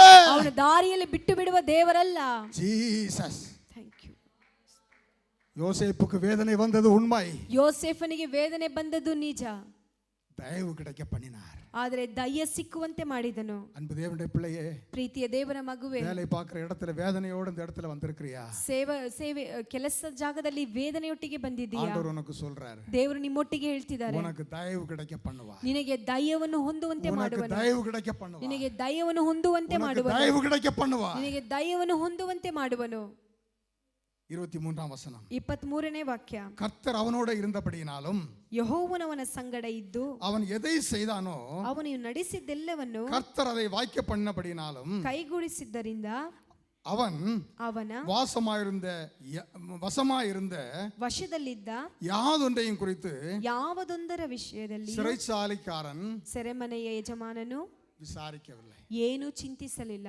அங்கேயும் ஆண்டவர் தயவு கிடைக்க பண்ணார். ಅಲ್ಲಿಯೂ ಕರ್ತನು ದಯವನ್ನು ತೋರಿಸುವಂತೆ சிறைச்சாலையிலையும் தயவு கிடைக்க பண்ணினார். ಸೆರೆಮನೆಯಲ್ಲಿಯೂ ದೇವರು அங்கே ஒரு ಕೃಪೆ தலைவனானார். ಮಾಡಿದನು. ಅಲ್ಲಿ ಯಜಮಾನನಾಗಿ ಮಾರ್ಪಟ್ಟನು. ஹalleluya. ಹಾಲೆಲೂಯಾ. கர்த்தர் நம்மோடு இருந்தால், ಕರ್ತನು ನಮ್ಮೊಟ್ಟಿಗಿದ್ದರೆ, கர்த்தர் உங்களோடும் என்னோடு இருந்தால், ಕರ್ತನು ನಿಮ್ಮೊಟ್ಟಿಗೆ ನಮ್ಮೊಟ್ಟಿಗಿದ್ದರೆ தயவு கிடைக்க பண்ணி ದಯವನ್ನು ತೋರಿಸುವಂತೆ ಮಾಡಿ உயர்த்துவார். ನಿಮ್ಮನ್ನು ஹalleluya. ಉದ್ಧರಿಸುವನು, உயர்த்துவார். ಉದ್ಧರಿಸುವನು. இதோடு முடிந்ததா? ಇದು ಮಾತ್ರ ಮುಗೀತಾ? இப்போது யோசித்திருப்பான் யோசேப்பு, ಇವಾಗ್ಲೂ ಯೋಸೇಫನ ಯೋಚನೆ ಮಾಡಿರ್ತಾರೆ, பரவாயில்ல அந்த வீட்டுல இருந்ததை காட்டிலும் ಪರವಾಗಿಲ್ಲ ಆ ಮನೇಲಿ ಇದ್ದದಕ್ಕಿಂತ இந்த சிறைச்சாலை இருந்தது ಈ ಸೆರೆಮನೆಯಲ್ಲಿ ಇರೋದು சுகமாக இருக்கிறது, ಸ್ವಲ್ಪ ಚೆನ್ನಾಗೇ ಇದೆ, எனக்கு வேற பிரச்சனை இல்ல ನನಗೆ ಬೇರೆ ಸಮಸ್ಯೆ ಇಲ್ಲ அப்படின்னு நினைச்சிட்டு இருந்திருப்பான். ಆತರ ಅನ್ಕೊಂಡಿರಬಹುದು. ஆனால் அன்பு தேவனுடைய பிள்ளைகளே, ಆದರೆ ಪ್ರೀತಿಯ ದೇವರ ಮಕ್ಕಳೇ, அதுவல்ல உங்களுடைய வாழ்க்கை, ಅದೆಲ್ಲ ನಿಮ್ಮ ಜೀವಿತ, அதோடு முடிந்து போகிறதல்ல உங்களுடைய வாழ்க்கை. ಅಲ್ಲಿಗೆ ನಿಮ್ಮ ಜೀವನ இன்னும் ಮುಕ್ತಾಯವಾಗುವುದಿಲ್ಲ. உயர்த்துகிற தேவனவர், ಇನ್ನು ನಿಮ್ಮನ್ನು ಉದ್ಧರಿಸುವ, இன்னும் உயர்த்துகிற தேவனவர், ಇನ್ನು ನಿಮ್ಮನ್ನು இன்னும் உயர்த்துகிற தேவனவர். ಇನ್ನು ಉದ್ಧರಿಸುವಂತ ದೇವರು யோசேப்புக்காக ಯೋಸೇಫನಿಗೋಸ್ಕರ ஒரு சொப்பனம் பார்க்க வைப்பார். ಒಂದು ಸ್ವಪ್ನವನ್ನು ಮಾಡುವುದಕ್ಕೆ ஹalleluya. ತೋರಿಸಿದನು. யோசேப்புக்காக ಯೋಸೇಫನಿಗೋಸ್ಕರ ஒரு சொப்பனம் பார்க்க வைப்பார். ಒಂದು ಸ್ವಪ್ನವನ್ನು ನೋಡುವುದಕ್ಕೆ உங்களுக்காக, ನಿಮಗೋಸ್ಕರ, உங்களுக்காக ನಿಮಗೋಸ್ಕರ ஒரு சொப்பனத்தை பார்க்க வைப்பார். ಒಂದು ಸ್ವಪ್ನವನ್ನು இதுவரை ನೋಡುವುದಕ್ಕೆ. எத்தனையோ சொப்பனம் பார்த்திருப்பான் அந்த ராஜா, ಇಲ್ಲಿ ತನಕ ಎಷ್ಟೋ ಸ್ವಪ್ನ ನೋಡಿರಬಹುದು ஆனா ஒரு விசேஷித்த சொப்பனத்தை பார்க்க வைத்தார். ಆದರೆ ಒಂದು ವಿಶೇಷವಾದ ಸ್ವಪ್ನವನ್ನು ನೋಡುವುದಕ್ಕೆ இப்பொழுது தேடுகிறான், ಈಗ ಹುಡುಕ್ತಾರೆ. யார் எனக்கு இந்த அர்த்தம் சொல்லுவார், ಯಾರು ನನಗೆ ಈ ಅರ್ಥವನ್ನು யாரால் சொல்ல ಹೇಳ್ಕೊಡ್ತಾರೆ? முடியும், ಯಾರಿಂದ ಸಾಧ್ಯ, யாரால் சொல்ல முடியும், ಯಾರಿಂದ நான் ಸಾಧ್ಯ, கலங்கி போயிருக்கிறேன், ನಾನು ಚಿಂತೆ இந்த சொப்பனம் ಮಾಡುತ್ತಿದ್ದೇನೆ, என்னை கலங்கடிக்கிறது ಈ என்று. ಸ್ವಪ್ನ ನನ್ನನ್ನು ಕಳಕಳಿಸುವಂತೆ ಮಾಡುತ್ತಿದೆ. அப்படி கலங்கிக்கிட்டு இருக்கிற நேரம், ಆ ರೀತಿ ಚಿಂತಿಸಬೇಕಾದರೆ இதற்கு முன்பதாக ஒரு சொப்பனம் சொல்லியிருந்த அர்த்தம் சொல்லியிருந்தான். ಇದಕ್ಕೆ ಮುಂಚಿತವಾಗಿ ಒಂದು ಸ್ವಪ್ನಕ್ಕೆ ಅರ್ಥ ಹೇಳಿರ್ತಾರೆ. அவன் வந்து சொல்றான், ಅವನು ಬಂದು ಹೇಳ್ತಾನೆ, ஐயா எனக்கு ஒருவனை தெரியும், ಅಯ್ಯ ನನಗೊಬ್ರು ಗೊತ್ತು, அவன் நல்ல அர்த்தம் சொல்றவன், ಅವನು ಒಳ್ಳೆ ಅರ್ಥವನ್ನು ಹೇಳುವ, அவன் சொல்றதுபடியே நடக்கும், ಅವನು ಹೇಳುವ ರೀತಿಯಲ್ಲೇ ನಡೆಯುತ್ತೆ. கூப்பிடுங்க அவனை. ಕರೀರಿ ಅವನ್ನ. வருகிறாங்க. ಬರ್ತಾರೆ. எங்க வருகிறான்? ಎಲ್ಲಿ ಬರ್ತಾರೆ? ஜெயிலுக்கு வராங்க. ಆ ಜೈಲಿಗೆ ಬರ್ತಾರೆ. ஜெயிலுக்கு வராங்க. ಜೈಲಿಗೆ ಬರ್ತಾರೆ. யாரை தேடி? ಯಾರನ್ನು ಹುಡುಕೊಂಡು? யோசேப்பை தேடி ಯೋಸೇಫನನ್ನು ಹುಡುಕೊಂಡು ஜெயிலுக்கு வராங்க. ಜೈಲಿಗೆ ಬರ್ತಾರೆ. இப்போ இவன் கைதி, இவன் ಇವನು ಕೈದಿಯಾಗಿದ್ದಾನೆ. கையை கட்டிட்டு அப்படியே உட்கார்ந்து இருக்கிறான். ಕೈಯನ್ನು ಕಟ್ಟಿಕೊಂಡು ಹಾಗೆ ಕುಳಿತುಕೊಂಡಿದ್ದಾನೆ. ஷேவ் பண்ணல, ಶೇವ್ ಮಾಡಿಲ್ಲ, சரியா குளிச்சிட்டு இருக்க மாட்டான், ಸರಿಯಾಗಿ ಸ್ನಾನ ಮಾಡಿರಲ್ಲ, உடம்பெல்லாம் நாத்தம், ಮೈಯೆಲ್ಲ ನಾತ ಹೊಡಿತಿದೆ. ஜெயில்ல எப்படி இருந்திருப்பான்னு யோசித்து ಜೈಲಲ್ಲಿ பாருங்க. ಹೇಗಿರ್ತಾರೆ ಅಂತ ಯೋಚನೆ ಮಾಡಿ ನೋಡಿ. அந்த வசனத்தை படிப்போம். 14ஆம் வசனம், 14, அதாவது 41ஆம் அதிகாரம் 14ஆம் வசனம். 41:14.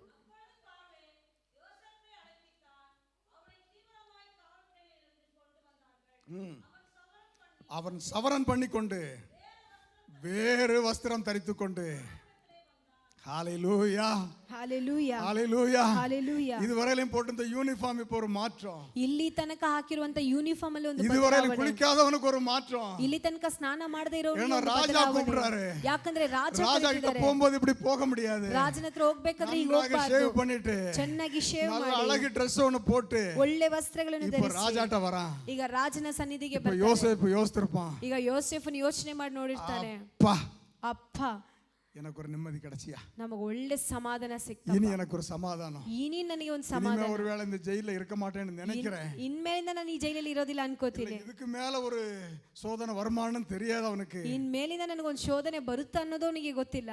இப்ப வேறே வஸ்திரம், ಆದ್ರೆ ಈಗ ಬೇರೆ ಒಂದು ವಸ್ತ್ರ, இன்னொரு வஸ்திரம், ಇನ್ನೊಂದು ವಸ್ತ್ರ, பலவர்ண அங்கி தரித்தவனுக்கு, ಫರೋನಿಗೆ ತೆಗೆದುಕೊಟ್ಟ ಇವನಿಗೆ அரை நிர்வாணம், ಬೆತ್ತಲೆಯಾಗಿದ್ದಂಥದ್ದು, அது கடந்து ஜெயில போடுற ஒரு Dress, ಅದರ ನಂತರ ಜೈಲಲ್ಲಿ ಹಾಕಿದಂತ ಒಂದು ವಸ್ತ್ರ, இப்பொழுது வேறு வஸ்திரம், ಈಗ ಬೇರೆ ವಸ್ತ್ರ, இதையும் தரித்துக்கொண்டு ராஜாவிடத்துல வரான். ಇದನ್ನು ಧರಿಸಿಕೊಂಡು ರಾಜನ ಸಾನ್ನಿಧ್ಯಕ್ಕೆ ಬರ್ತಾನೆ. ராஜாவிடத்துல சொன்ன சம்பவம், அந்த வார்த்தை என்னை மிகவும் உலுக்கி விட்டது. ರಾಜನ ಮುಂದೆ ನಿಂತುಕೊಂಡು ಮಾತಾಡಿದಂತ ಈ ವಾಕ್ಯ ನನಗೆ ಬಹಳ ಯೋಚನೆ ಮಾಡಿಲ್ಲ. அவன் சொல்றான் 16ஆம் வசனம், ಅವನು ಹೇಳ್ತಾರೆ 16ನೇ ವಾಕ್ಯ, ನಾನಲ್ಲ ದೇವನೇ பார்வோனுக்கு ಫರೋಹನಿಗೆ மங்களமான உத்தரவு அருளி செய்கிறவர், ಒಳ್ಳೆಯ ಉತ್ತರವನ್ನು ಹೇಳಿಕೊಡುವಾತನು. ನಾನಲ್ಲ. எத்தனை பேர் யோசிக்கிறீங்க நான் அல்ல? ಎಷ್ಟು ಜನ ಯೋಚನೆ ಮಾಡ್ತೀರಾ? ಅನೇಕ நேரங்களில் நம்ம சொல்லிடுவோம், ಅನೇಕ ಸಮಯಗಳಲ್ಲಿ ನಾವು ಹೇಳ್ಬಿಡ್ತೀವಿ, யாரால முடிஞ்சிச்சு, ಇದು ಯಾರಿಂದ ಆಯ್ತು, நான் தான், நானே நான் தான், நானே, என்னால மாத்திரம் தான் முடியும், ನನ್ನಿಂದ ಮಾತ್ರ என்னால மாத்திரம் தான் முடியும், ನನ್ನಿಂದ ಮಾತ್ರ யோசேப்பால மாத்திரம் தான் முடியும். ಯೋಸೆಫಿನಿಂದ ಮಾತ್ರ ஏன்னா முன்னாடி ಆಗುತ್ತೆ. சொன்னவன் அப்படிதான் சொன்னான். ಮುಂದೆ ಹೇಳಿದವನು ಇದೇ ರೀತಿಯಲ್ಲಿ ಹೇಳಿದ.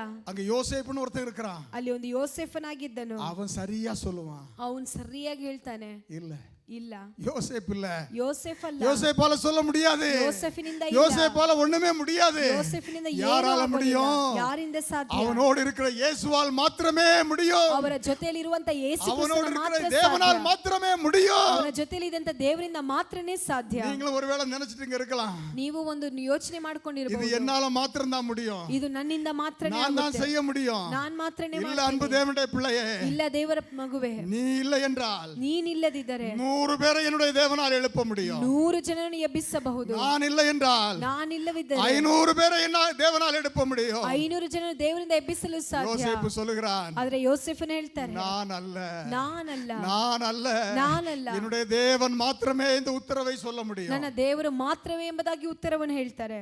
அவன் உத்தரவை சொல்லுகிறான், ಆ ಅರ್ಥವನ್ನು ಹೇಳ್ತಾರೆ, அர்த்தத்தை சொல்லுகிறான். ಅರ್ಥವನ್ನು ಹೇಳ್ತಾರೆ. அடுத்த வசனத்தை வாசிப்போம். 41ஆம் வசனம், 41ನೇ ವಾಕ್ಯವನ್ನು ಓದಿಕೊಳ್ಳೋಣ. அதே அதிகாரம் 41.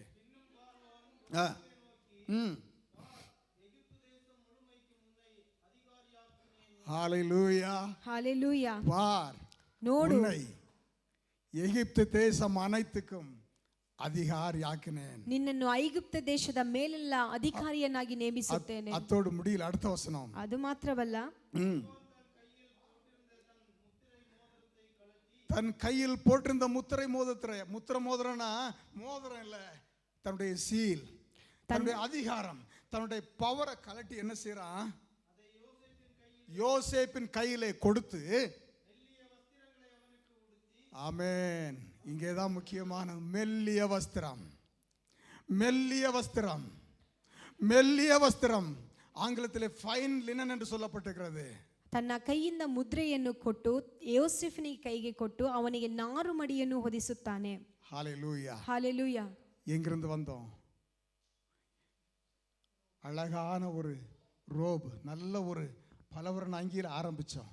ಇಲ್ಲಿ ನಾವು ನೋಡಿದ್ರೆ ಒಂದು ಒಳ್ಳೆ ವಸ್ತ್ರದಿಂದ ಆರಂಭವಾಗಿ வழியில கடந்து வந்த பாதைகள் கடினமான பாதைகள், ಹೊರಗಡೆ ಬಂದಂತ ಹಾದಿ ಬಹಳ ಕಠಿಣವಾದ ಹಾದಿ, வேதனையான பாதைகள், ವೇದನೆಯಿಂದ ಕೂಡಿರುವಂತಹ ಹಾದಿ, கண்ணீரின் பாதைகள், ಕಣ್ಣೀರಿನಿಂದ ಕೂಡಿರುವಂತಹ ಹಾದಿ, சாப்பிட சரியில்லாத வாழ்க்கை, ಊಟಕ್ಕೆ ಗತಿ ಇಲ್ಲದೆ ಇರುವಂತ ಒಂದು ಕಾರ್ಯ. இப்பொழுது பார்வோனுக்கு அதிகாரியாக, ಈಗ ಫರೋನಿಗೆ ಅಧಿಕಾರಿಯಾಗಿ, பார்வோனுக்கு அடுத்தபடியாக, ಫರೋಹನಿಗೆ ನಂತರ மெல்லிய வஸ்திரம் தரித்தவராக, ನಾರು ಮಡಿಯನ್ನು ಧರಿಸುವವರಾಗಿ எங்க உட்கார்ந்து இருக்கிறான்? இப்போ ಎಲ್ಲಿ ಕುಳಿತಿದ್ದಾರೆ? ಈಗ ராஜா உட்கார்ந்து இருக்கிறாரு, ರಾಜನ ಜಾಗದಲ್ಲಿ பக்கத்துல உட்கார்ந்து இருக்கிறாரு. ಅವನ ಪಕ್ಕದಲ್ಲಿ ಕುಳಿತುಕೊಂಡಿದ್ದಾನೆ. நீ சொன்னாதான் ஒருத்தனுடைய கை அசையும், ನೀನು ಹೇಳಿದ್ರೇನೆ ಒಬ್ಬರ ಕೆಲಸ நீ ಮಾಡ್ತಾನೆ, சொன்னாதான் ஒருத்தனுடைய கால் அசையும். ನೀನು ಹೇಳಿದ್ರೇನೆ ಒಬ್ಬನ ಕಾಲ್ ಕೆಲಸ ಮಾಡ್ತಾನೆ. நான் சும்மா ஒரு ரப்பர் ஸ்டாம்ப் தான், ನಾನ್ ಸುಮ್ನೆ ಒಂದು ರಬ್ಬರ್ சும்மா ಸ್ಟಾಂಪ್ உட்கார்ந்து ಮಾತ್ರ, இருப்பேன். ನಾನ್ ಸುಮ್ನೆ ಕುಳಿತಿರ್ತೀನಿ.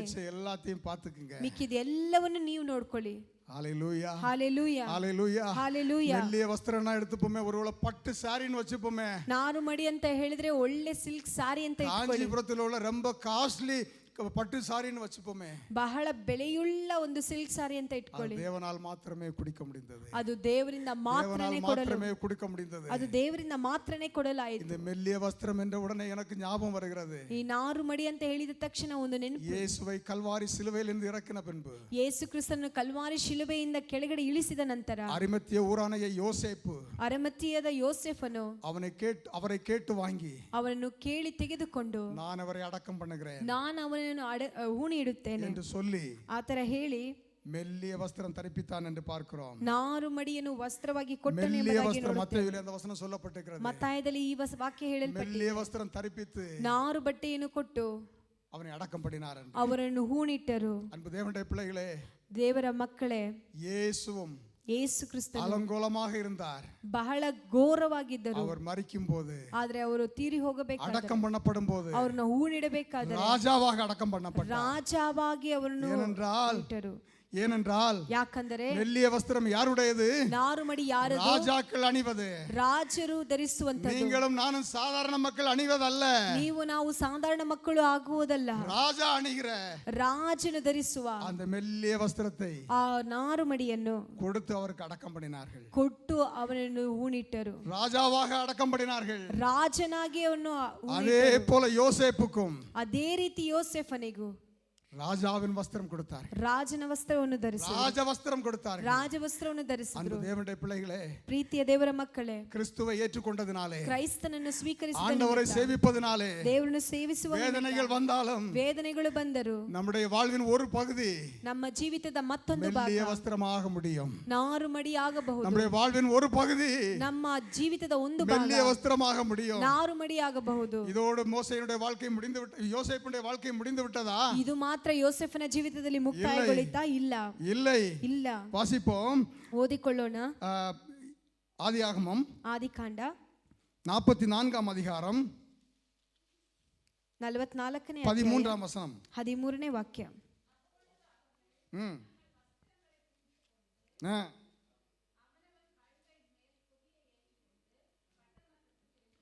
இது யாரை பத்தி சொல்லியிருக்கு?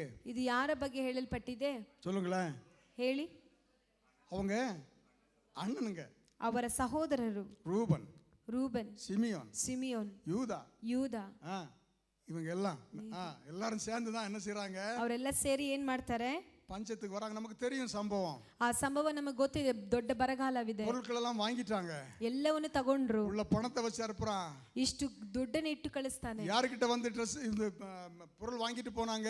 ಯಾರ ಹತ್ರ ಬಂದು ಇದನ್ನ ತಗೊಂಡು ಹೋದ್ರು? யோசேப்பிட்ட வந்து வாங்கிட்டு போனாங்க. ಯೋಸೆಫನ ಹತ್ರ ಬಂದು ತೆಗೆದುಕೊಂಡು ಹೋದ್ರು. அன்பு தேவனுடைய பிள்ளைகளே, ದೇವರ ಮಕ್ಕಳೇ, அன்று ಅವತ್ತು பலவர்ணங்கிய கிழிச்சு ಬಹಳ ನಿಲುವಂಗಿಯನ್ನು ಕಿತ್ತು ஆட்டுக்கு ரத்தத்தை பூசி ಆ ಕುರಿಮರಿಯಾದ ರಕ್ತವನ್ನು ಸುರಿಸಿ அப்பாட்ட கொண்டு கொடுத்தாங்க. ಅಪ್ಪ ಹತ್ರ ಹೋಗಿ ಕೊಟ್ರು. உங்க மகனை ನಿಮ್ಮ ಮಗನ ஏதோ கரடி சிங்கம் ஏதோ சாப்பிட்டுச்சுன்னு, ಯಾವುದೋ ಕರಡಿ ಸಿಂಹ ತಿಂದಿದೆ ಅಂತ. என்னுடைய தேவன் கணக்கு வைத்து கொடுக்கிற தேவன். ಆದ್ರೆ ನಮ್ಮ ದೇವರು ಲೆಕ್ಕವನ್ನು ಇಡುವಂತ ದೇವರು. என்னுடைய தேவன் எழுதி வைத்து கொடுக்கிற தேவன். ನಮ್ಮ ದೇವರು ಬರೆದು ಕೊಡುವಂತ ದೇವರು. யார் நமக்கு தீமை செஞ்சாங்களோ, ಯಾರು ನಮಗೆ ಕೆಟ್ಟದ್ದು, யார் நமக்கு உபத்திரவம் பண்ணாங்களோ, ಯಾರು ನಮಗೆ ಉಪದ್ರವವನ್ನು ಮಾಡಿದರು, திருப்பி கொடுக்கிற தேவன். ಅದನ್ನ ತಿರುಗಿ ಕೊಡುವಂತ ದೇವರು. இப்ப யாரும் கிழிக்கல. ಈಗ ಯಾರು ಒಡೆದಿಲ್ಲ. அவங்க ட்ரெஸ் யாரும் கிழிக்கல. ಯಾರು ಅವರ ಬಟ್ಟೆಯನ್ನು ಹರಿದಿಲ್ಲ.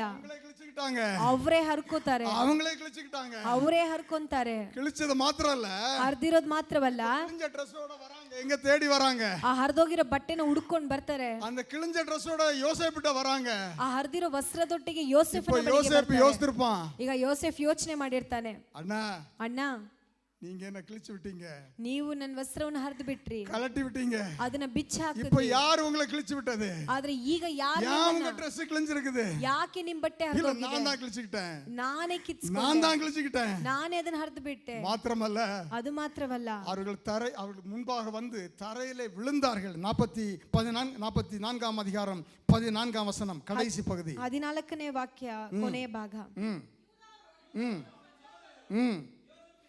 யோசேப்பின் வீட்டுக்கு போனார்கள். அவனுக்கு முன்பாக தரையிலே விழுந்தார்கள். யாரு? இந்த அண்ணன்கள் எல்லாருமே. ಅವನ ಮುಂದೆ ಹೋಗಿ ಕೆಳಗಡೆ ಬಾಗಿ ತಲೆ ಬಾಗಿ அத்தனை பேர் அவனுக்கு முன்பாக விழுந்தார்கள். ಅಷ್ಟು ಜನರು ಆತನ ಮುಂದೆ ತಲೆ ಬಾಗಿದರು. அதை விட சிறப்பான ஒரு காரியம் என்னவென்றால், ಅದಕ್ಕಿಂತ ಹೆಚ್ಚಿನದಾದ ಒಂದು ಕಾರ್ಯ 45ஆம் அதிகாரம் 45ನೇ ಅಧ್ಯಾಯ 22ஆம் வசனம் 22ನೇ ವಾಕ್ಯ. ஆமென். அவர்களில் ஒவ்வொருவனுக்கும் ಅವರಲ್ಲಿ ಒಬ್ಬೊಬ್ಬರಿಗೂ மாற்று வஸ்திரங்களையும் கொடுத்தான். ಬೇರೆ ಶ್ರೇಷ್ಠ ವಸ್ತ್ರಗಳನ್ನು ಕೊಟ್ಟನು. யாருக்கு கொடுத்தான்? ಯಾರಿಗೆ ಕೊಟ್ಟನು? அண்ணன்களுக்கு, ಅವರ ಸಹೋದರರಿಗೆ. ஏன் கொடுத்தான்? ಯಾಕೆ ಕೊಟ್ಟ? இப்ப சட்டையெல்லாம் கிழிச்சிட்டு வந்து நிக்கிறான். ಬಟ್ಟೆ ಎಲ್ಲ ಹರ್ಕೊಂಡು ಬಂದು ನಿಂತ್ಕೊಂಡಿದ್ದಾರೆ. இப்ப ட்ரெஸ் எல்லாம் என்ன போயிடுச்சு? ಈಗ ಬಟ್ಟೆ ಎಲ್ಲ ಏನಾಯ್ತು? கிழிந்து போயிடுச்சு. ಹರಿದೋಗಿದೆ. அன்பு தேவனுடைய பிள்ளைகளே, ಪ್ರೀತಿಯ ದೇವರ ಮಕ್ಕಳೇ, இங்க ஒரு காரியத்தை சொல்லி நான் கடந்து செல்ல விரும்புகிறேன். ಇಲ್ಲೊಂದು ಕಾರ್ಯವನ್ನು ಹೇಳಿ ನಾನು ಮುಂದೆ ಹೋಗ್ತೇನೆ. உங்களுக்கு உபத்திரம் செஞ்சாங்களா? ನಿಮಗೆ ಉಪದ್ರವ ಮಾಡಿದ್ರಾ? உங்களை கஷ்டப்படுத்தினாங்களா? ನಿಮ್ಮನ್ನು ಕಷ್ಟಪಡಿಸಿದ್ರಾ? உங்க சொத்தை எடுத்துக்கிட்டாங்களா? ನೀವು ನಿಮ್ಮ ಊಟವನ್ನು ಕಿತ್ಕೊಂಡ್ರಾ? அவங்களுக்கு என்ன செய்யுங்க? ಅವರಿಗೆ ನೀವೇನ್ ಮಾಡಿ மாற்று வஸ்திரம் கொடுங்க. ಬೇರೆ ವಸ್ತ್ರವನ್ನು ಕೊಡಿ. உங்களை தேடி வராங்கல்ல, ನಿಮ್ಮನ್ನು ಹುಡುಕೊಂಡು ಬರ್ತಾರಲ್ವಾ, அவங்களுக்கு 2 சட்டை கூட வாங்கி கொடுங்க. ಅವರಿಗೆ ಬೇರೆ ಒಂದು ವಸ್ತ್ರವನ್ನು ಕೊಡಿ. தலையில அக்னியை போடுங்க. ಅವನ ತಲೆಯಲ್ಲಿ ಬೆಂಕಿಯನ್ನು ಹಾಕಿ. அவன் தலையில என்ன செய்யுங்க? அக்னியை போடுங்க. ಅವರ ತಲೆಯಲ್ಲಿ ಏನ್ ಮಾಡ್ತೀರಾ? ಬೆಂಕಿಯನ್ನು ಹಾಕಿಡಿ. யோசேப்பு நினைச்சா என்ன பண்ணிருந்திருக்கலாம்? ಯೋಸೇಫ್ ನೆನ್ಸ್ಕೊಂಡ್ರೆ ಏನ್ ಮಾಡಿರಬಹುದು? 11 பேரையும் ಈ 11 ಜನರನ್ನು பிடிச்சு ಹಿಡಿದು அவன் இருந்த ஜெயில போட்டுருந்திருக்கலாம். ಅವನು ಇದ್ದಂತ ಸೆರೆಯಲ್ಲಿ ಹಾಕಿ, அவன் இருந்த போத்திபாருக்கு வீட்டுல கொண்டு விட்டுருக்கலாம். ಅವರು ಇದ್ದಂತ ಪೋತಿಪರ್ ಮನೆಯಲ್ಲಿ ಬಿಡಬಹುದಾಗಿತ್ತು. போங்கடா போய் அடிமை வேலை செய்யுங்கடா, ಹೋಗ್ರು ಅಲ್ಲಿ ಗುಲಾಮ ಕೆಲಸ ಮಾಡ್ರಿ ಅಂತ. ஜெயில ஒரு 10 நாள் இருங்கடா, நான் எவ்வளவு கஷ்டப்பட்டேன்னு பாருங்கடான்னு சொல்லி என்ன செஞ்சிருக்கலாம்? ಹೋಗಿ ಒಂದು 10 ದಿನ ಜೈಲಲ್ಲಿ ಇರಿ, ನಾನು ಹೆಂಗ್ ಕಷ್ಟಪಟ್ಟೆ ಅಂತ ನೀವು ಅನುಭವಿಸಿ ಅಂತ ಹೇಳಿರಬಹುದು. ಆದ್ರೆ ಅವ್ರು அவன் செய்யல. ಆದ್ರೆ ಅವನು ಹಂಗ್ ಮಾಡ್ಲಿಲ್ಲ. சிலர் சொல்லுவாங்க, ಕೆಲವರು ಹೇಳ್ತಾರೆ, செத்தா கூட நீ என்ன செய்யக்கூடாது, என்ன வந்து பார்க்க கூடாதுன்னு சொல்லுவாங்க. ಸತ್ರು ನನ್ನ ಮುಂದೆ ಬಂದು ಮಾತಾಡ್ಲೇಬಾರ್ದು, ನೋಡ್ಲೇಬಾರ್ದು ಅಂತ ಹೇಳ್ತಾರೆ. நீ செத்த பிறகு அவன் வரதை எப்படி நீ பார்க்கிறது? ನೀನ್ ಸತ್ತೋದ್ಮೇಲೆ ಅವನ್ ಬಂದು ನೀನ್ ಹೆಂಗ್ ನೋಡ್ತೀಯ? நம்ம செத்த பிறகு அவன் எப்படி நீ எப்படி பாப்பா அவன் வந்தானா போனா? ನಾವ್ ಸತ್ತ ಮೇಲೆ ಅವನ್ ಬಂದ್ನಾ ಹೋದ್ನ ಅಂತ ನಮಗೆ ಹೆಂಗ್ ತಿಳಿಯುತ್ತೆ? இருக்கும்போது ಇರ್ಬೇಕಾದ್ರೆ ட்ரெஸ் வாங்கி கொடுங்க. ಒಂದು ವಸ್ತ್ರವನ್ನು ಕೊಡಿಸ್ರಿ. இருக்கும்போது அவனை ஜெயில தள்ளுறதுக்கு முயற்சி பண்ணாதீங்க. ಅವನ್ನ ಜೈಲಲ್ಲಿ ಹಾಕೋದಕ್ಕೆ ಪ್ರಯತ್ನ ಪಡಬೇಡಿ. அவனுக்கு இன்னொரு நல்ல வீடு கட்டி கொடுங்க. ಅವನಿಗೆ ಒಂದು ಒಳ್ಳೆ ಮನೆಯನ್ನು ಕಟ್ಕೊಡಿ. உங்களை ஏமாத்திட்டானா? ನಿಮ್ಮನ್ನು ಏಮಾರಿಸ್ಬಿಟ್ನಾ? அவனை வாழ்த்துங்க. ಅವನ್ನ ಚೆನ್ನಾಗಿ ಹೊಗಳ್ರಿ. இன்னும் நீ நல்லா இருமா, ಇನ್ನೂ ಚೆನ್ನಾಗಿರಮ್ಮ, இன்னும் நல்லா இருப்பான்னு ಇನ್ನೂ ಚೆನ್ನಾಗಿರಪ್ಪ, அவனை வாழ்த்துங்க. ಅವ್ರನ್ನ ನೀವು ಇನ್ನೂ ಚೆನ್ನಾಗಿ ಹೊಗಳ್ರಿ. ஆண்டவர் நம்மை உயர்த்துவார். ಕರ್ತನು ನಮ್ಮನ್ನು ಉದ್ಧರಿಸುವಾರ್. ஹalleluya. ஆண்டவர் நம்மை உயர்த்துவார். ಕರ್ತನು ನಮ್ಮನ್ನು ಉದ್ಧರಿಸುವಾರ್. யோசேப்புடைய வாழ்க்கையில உயர்வை கொடுத்த தேவன் ಯೋಸೇಫನ ಜೀವಿತದಲ್ಲಿ நம்முடைய வாழ்க்கையில உயர்வை தருவார். ಅದೇ ಉದ್ಧಾರವನ್ನು ನಮ್ಮ ಜೀವಿತದಲ್ಲಿ ಕೊಡುತ್ತಾನೆ. ಯೋಸೇಫನು கடைசியில் என்ன செய்றான்? ಕೊನೆಯಲ್ಲಿ ಏನ್ ಮಾಡ್ತಾರೆ? அத்தனை பேரையும் அவர் அழைத்தான். ಅಷ್ಟು ಜನರನ್ನು ಕರೆದ್ರು. ಯಾರು? தீங்கு செஞ்சவங்க, ಕೆಟ್ಟದನ್ನು ಮಾಡಿರೋರು, துன்பம் செஞ்சவங்க, ಕಷ್ಟವನ್ನು ಕೊಟ್ಟಿರೋರು, அடிச்சவங்க, ಹೊಡೆದವರು, பாலங்கணத்துல போட்டவங்கள, ಹಾಳಾದ ಬಾವಿಯಲ್ಲಿ ಹಾಕಿರೋರ್ನ வந்து ಕರ್ಕೊಂಡು ಬಂದು, இங்கே ஆகாரம் இருக்கிறது, ಇಲ್ಲಿ ಆಹಾರವಿದೆ, இங்க என்னோடு வந்து தங்குங்க, ಇಲ್ಲಿ ನನ್ನ ಜೊತೆಯಲ್ಲಿ ಬಂದು ಉಳಿದುಕೊಳ್ಳಿ. 70 பேரை கூட்டிட்டு வந்தான். 70 ಜನರನ್ನು ಕರ್ಕೊಂಡು ಬಂದ. அவனுடைய ஆடு மாடுகளை எல்லாம் கூட்டி வந்தான். ಕುರಿ ಮರಿಗಳನ್ನೆಲ್ಲ ಕರ್ಕೊಂಡು ಬಂದ. நல்ல செழிப்பான இடத்தை வாங்கி கொடுத்தான். ಒಳ್ಳೆ ಸಫಲವಾಗಿರುವಂತ ಜಾಗವನ್ನು ಕೊಟ್ರು. அன்பு தேவனுடைய பிள்ளைகளே, ಪ್ರೀತಿಯ ದೇವರ ಮಕ್ಕಳೇ, நாம் யாருக்கும் உபத்திரவம் பண்ணக்கூடாது. ನಾವು ಯಾರಿಗೂ உபத்திரவம் பண்ணக்கூடாது. ನಾವು ಯಾರಿಗೂ ತೊಂದರೆಯನ್ನು ಮಾಡಬಾರದು. தேவன் அவைகளை பார்த்துக் கொள்வார். ದೇವರು ಅದನ್ನು ನೋಡಿಕೊಳ್ಳುತ್ತಾನೆ. தேவன் அவைகளை பார்த்துக் கொள்வார். ದೇವರು ಅದನ್ನು ನೋಡಿಕೊಳ್ಳುತ್ತಾನೆ. மெல்லிய வஸ்திரம் தருவார். ದೇವರು ನಿಮಗೆ ಆ ನಾರುಮಡಿಯನ್ನು ಕೊಡುತ್ತಾನೆ. உயர்த்துவார். ನಿಮ್ಮನ್ನು ಗುಲಾಮತನದಿಂದ ಉದ್ಧರಿಸುವನು. அது மாத்திரமல்ல, யாரெல்லாம் உபத்திரவம் பண்ணினார்களோ, ಯಾರೆಲ್ಲ ಉಪದ್ರವವನ್ನು ಮಾಡಿದರೋ, அவர்கள் உன்னண்டை வந்து சேவிக்கும் ஒரு பாக்கியத்தை கொடுத்தார். ಅವರೆಲ್ಲರೂ ನಿಮ್ಮ ಜನದಲ್ಲಿ ಬಂದು ಉಳಿದುಕೊಳ್ಳುವರು. ஹalleluya. நேரம் வேகமாக கடந்து செல்கிறது. ಸಮಯ ಬೇಗ ಹೋಗ್ತಿದೆ. இரண்டாவது நபரை சொல்ல விரும்புகிறேன். ಎರಡನೇದಾಗಿ ಒಬ್ಬರನ್ನ வாசிப்போம். ಓದಿಕೊಳ್ಳೋಣ. எஸ்தரின் புத்தகம், ಎಸ್ತರ್ ಪುಸ್ತಕ 4ஆம் அதிகாரம், 4ನೇ ಅಧ್ಯಾಯ, 1ஆம் வசனம், 1ನೇ ವಾಕ್ಯ. படிங்க. ಒಬ್ರು ಓದೇನ? 4:1. எஸ்தர் 4:1.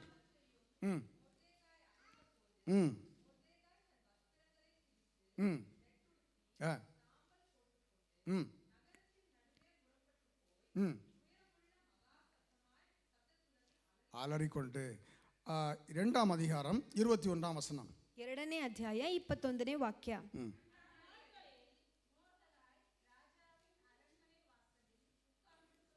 மொர்தெகாய் ராஜாவின் அரண்மனை வாசலில் உட்கார்ந்திருக்கிற போது, ಮೊರ್ದೆಕಾಯ್ ಅರಮನೆಯ ಹೆಬ್ಬಾಗಿಲಿನಲ್ಲಿ ಕೂತುಕೊಂಡಿದ್ದಾಗ, 4ஆம் அதிகாரம் 1ஆம் வசனம், மொர்தெகாய் தன் வஸ்திரங்களை கிழித்து ரெட்டு உடுத்தி சாம்பல் போட்டுக்கொண்டு.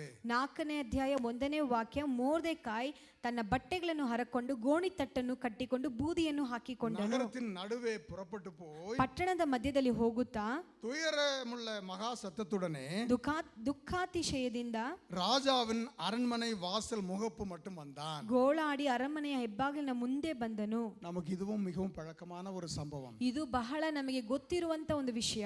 சிறு பிள்ளையிலிருந்து சண்டே கிளாஸ்ல சொல்லி கொடுக்கிற ஒரு வசனம். ಚಿಕ್ಕ ಮಕ್ಕಳು ಸಂಡೇ ಸ್ಕೂಲಿಂದ ಹೇಳ್ಕೊಡುವಂತ ಒಂದು ವಿಷಯ.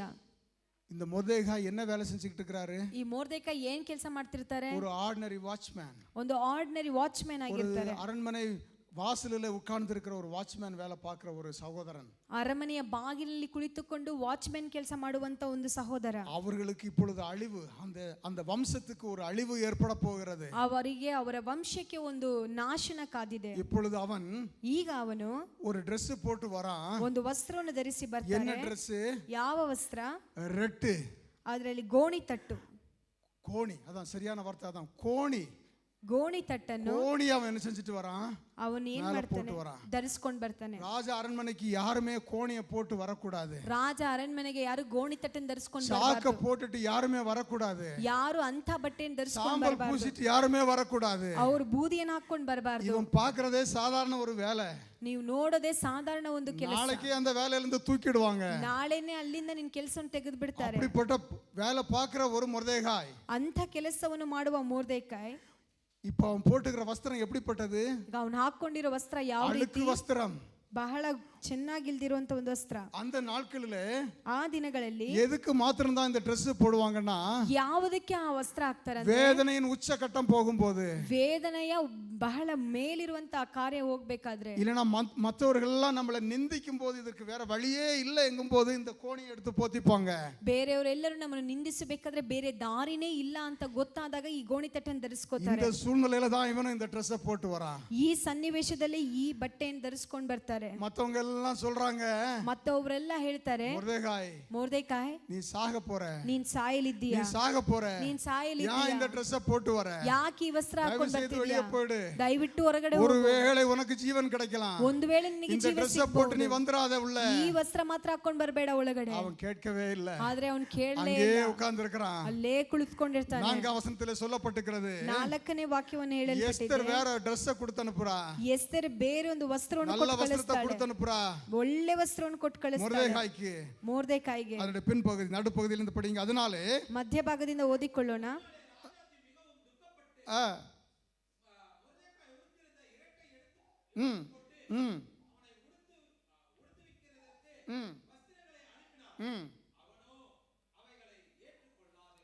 வஸ்திரங்களை அனுப்பினாள், அவனோ அந்த வஸ்திரங்களை ஏற்றுக்கொள்ளாதிருந்தான். ವಸ್ತ್ರಗಳನ್ನು ಕಳುಹಿಸಿದಳು, ಆದರೆ ಆ ವಸ್ತ್ರಗಳನ್ನು ಅವನು ಸ್ವೀಕರಿಸಲಿಲ್ಲ. நான் நேற்று இருந்து யோசித்துக் கொண்டிருந்தேன், ನಿನ್ನೆ ನಾನು ಇರಬೇಕಾದ್ರೆ ಯೋಚನೆ ಮಾಡ್ತಿದ್ದೆ, ஒருவேளை ಒಂದು ವೇಳೆ இந்த ಮೊರ್ದೆகாய் ಈ ಮೊರ್ದೆಕಾಯ್ இந்த ராஜாத்தி கொடுத்த Dress போட்டிருந்தனா, ಈ ರಾಜನು ಈ ಅರಸಿ ಕೊಟ್ಟಿರುವಂತ ವಸ್ತ್ರ அவன் ಹಾಕಿದ್ರೆ சரித்திரம் அதோட முடிஞ்சிருக்கும், ಅವನ ಕಾರ್ಯ ಅಲ್ಲೇ ಮುಗಿತು, அவனுடைய வாழ்க்கை அதோட முடிஞ்சிருக்கும். ಅವನ ಜೀವಿತ ಅಲ್ಲೇ ಮುಗಿತಿತ್ತು. ஆனால் ಆದರೆ மரணம் வந்தாலும் பரவாயில்லை, ಮರಣ ಬಂದ್ರು ಪರವಾಗಿಲ್ಲ, மரணம் வந்தாலும் பரவாயில்லை, ಮರಣ ಬಂದ್ರು எனக்கு ಪರವಾಗಿಲ್ಲ, அந்த Dress வேண்டாம், ನನಗೆ ಈ ವಸ್ತ್ರ எனக்கு ಬೇಡ, அந்த Dress வேண்டாம், ನನಗೆ ಈ ವಸ್ತ್ರ நான் ಬೇಡ, போட்டுக்கிற இந்த சாக்கு எனக்கு போதும், ನಾನು ಹಾಕಿರುವ ಈ ಗೋಣಿ ತಟ್ಟು ಸಾಕು, நான் போட்டுக்கிற இந்த Dress எனக்கு போதும் என்று ನಾನು ಹಾಕಿರುವ ಈ ಗೋಣಿ ತಟ್ಟು ಸಾಕು ಎಂಬುದಾಗಿ அவன் வைராக்கியமாக இருந்தான். ಅವನು ವೈರಾಗ್ಯವಾಗಿದ್ದನು. தொடர்ந்து வேகமாக நான் சொல்ல விரும்புகிறேன். ಬೇಗವಾಗಿ ಅದನ್ನ ಹೇಳಿ ಮುಗಿಸ್ಲಿದ್ದೇನೆ. எஸ்தர் 6ஆம் அதிகாரம் ಎಸ್ತರ್ 6ನೇ ಅಧ್ಯಾಯ 6ஆம் வசனம். 6ನೇ ವಾಕ್ಯ.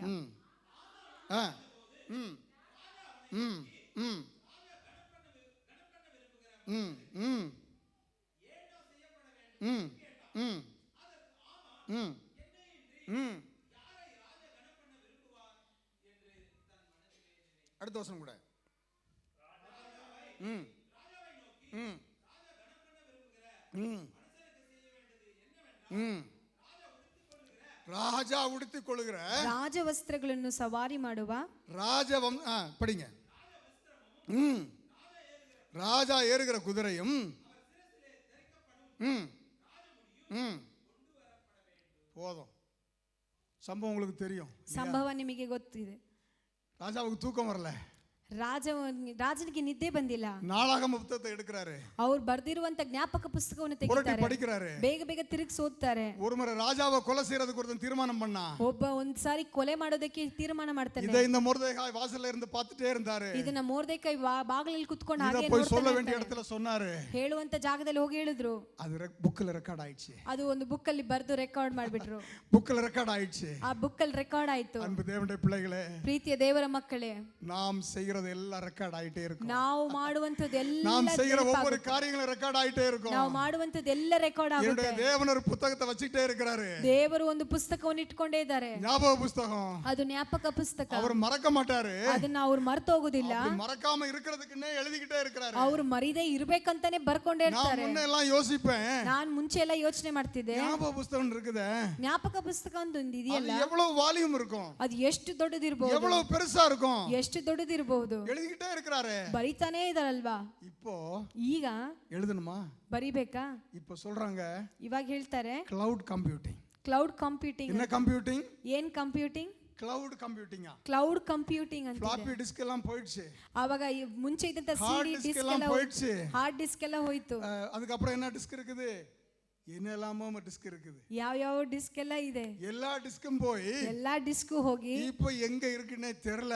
ಈಗ ಏನಿದೆ ಅಂತಾನೆ ಗೊತ್ತಿಲ್ಲ. ஆனா தேடுனா உடனே வந்துருது. ಆದ್ರೆ ಹುಡುಕಿದ್ರೆ ಬೇಗ ಬಂದ್ಬಿಡುತ್ತೆ. யூடியூப்னு சொல்றாங்க. ಯೂಟ್ಯೂಬ್ ಅಂತ ಹೇಳ್ತಾರೆ. எல்லாரும் போட்டுக்கிட்டே இருக்காங்க. ಎಲ್ಲರೂ ಹಾಕ್ತಾನೆ ಇದ್ದಾರೆ. அது எந்த மேகத்துல போய் தங்குதுன்னு யாருக்குமே தெரியாது. ಆದ್ರೆ ಯಾವ ಮೇಘದಲ್ಲಿ ಹೋಗಿದೆ ಅಂತ ಯಾರಿಗೂ ಗೊತ್ತಿಲ್ಲ. நம்ம சர்ச் பேர் போட்டோன்னு அத்தனையும் வந்து நிக்குது. ಆದ್ರೆ ನಮ್ಮ ಚರ್ಚೆ ಹೆಸರು ಹಾಕಿದ ತಕ್ಷಣ ಎಲ್ಲ ಬಂದು ನಿಂತ್ಕೊಳ್ಳುತ್ತೆ. உலகத்துல இருக்கிறவனுக்கு இவ்வளவு ஞானம் இருக்குமே, ஆனா ಲೋಕದಲ್ಲಿ ಇರೋವನಿಗೆ ಇಷ್ಟು ಜ್ಞಾನ ಇರಬೇಕಾದ್ರೆ இவனுடைய அப்பா வச்சிருக்கிற புக் எவ்வளவு பெரிய புக்கா இருக்கும். ನಮ್ಮ ತಂದೆ ಇಟ್ಟಿರುವಂತ ಬುಕ್ ಎಷ್ಟು ஆண்டவர் வச்சிருக்கிற புக் எப்படி பெரிய புக்கா இருக்கும். ನಮ್ಮ ದೇವರು ಇಟ್ಟಿರುವಂತ ಪುಸ್ತಕ ಎಷ್ಟು அவர் எழுதுனது யாரும் அழிக்க முடியாது. ಅವರು ಬರೆದಿರುವಂತದ್ದು ಯಾರು ಕ್ಲೌಡ್ ಕಂಪ್ಯೂಟರ್ ಇಂದ ಅಳಿಸಿರலாம். ಕ್ಲೌಡ್ ಕಂಪ್ಯೂಟಿಂಗ್ ಇದ್ರೆ ಅಳಿಸಬಹುದು. ಹಾರ್ಡ್ ಡಿಸ್ಕ್ ಇಂದ ಅಳಿಸಿರலாம். ಹಾರ್ಡ್ ಡಿಸ್ಕ್ ಇದ್ರೆ ಅಳಿಸಬಹುದು. தேவன் எழுதி வைத்தால் அதை யாரும் அழிக்க முடியாது. ಆದರೆ ನಮ್ಮ ದೇವರು ಬರೆದಿಡುವುದಾದರೆ ಯಾರು ಅಳಿಸುವುದಕ್ಕೆ ಸಾಧ್ಯವಿಲ್ಲ. உனக்காக எழுதி வைத்ததை யாரும் அழிக்க முடியாது.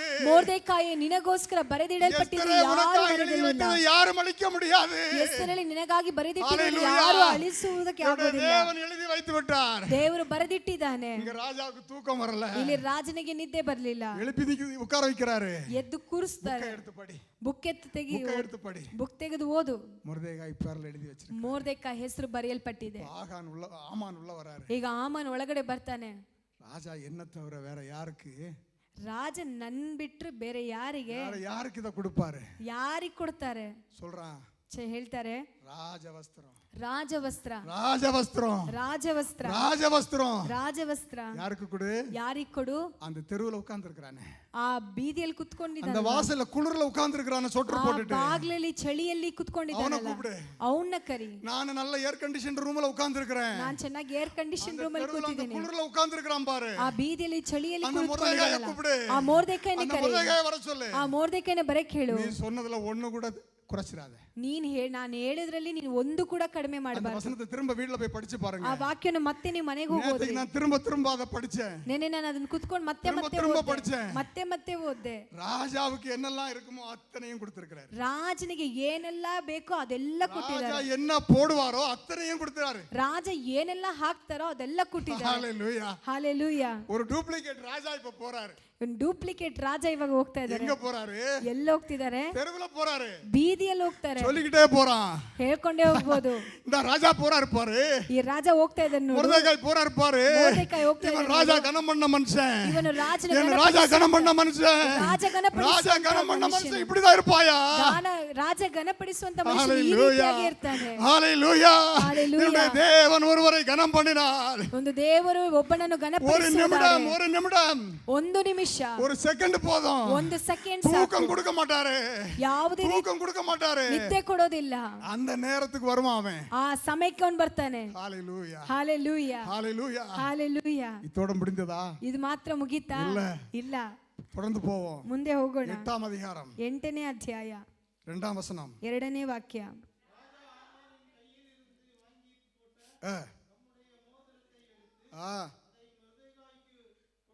ஆமென். இங்கேயும் மோதிரத்தை கழட்டி எங்க கொடுக்கறாரு?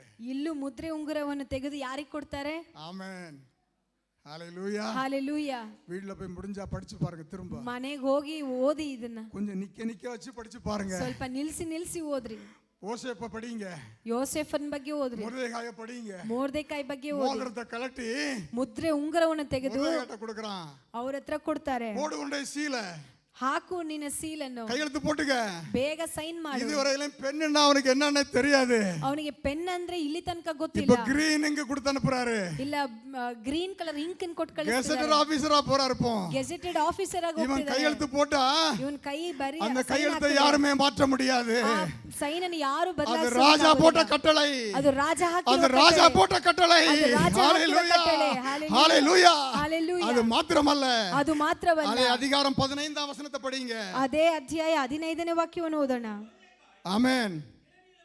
மொர்தெகாய் இளநீலமும் வெள்ளையுமான ராஜவஸ்திரம் தரித்து கொண்டவனாக, பெரிய பொன்முடியும் பட்டு ரத்தாம்பரமும் அணிந்தவனாய் ராஜாவினிடத்திலிருந்து புறப்பட்டான். ஹalleluya.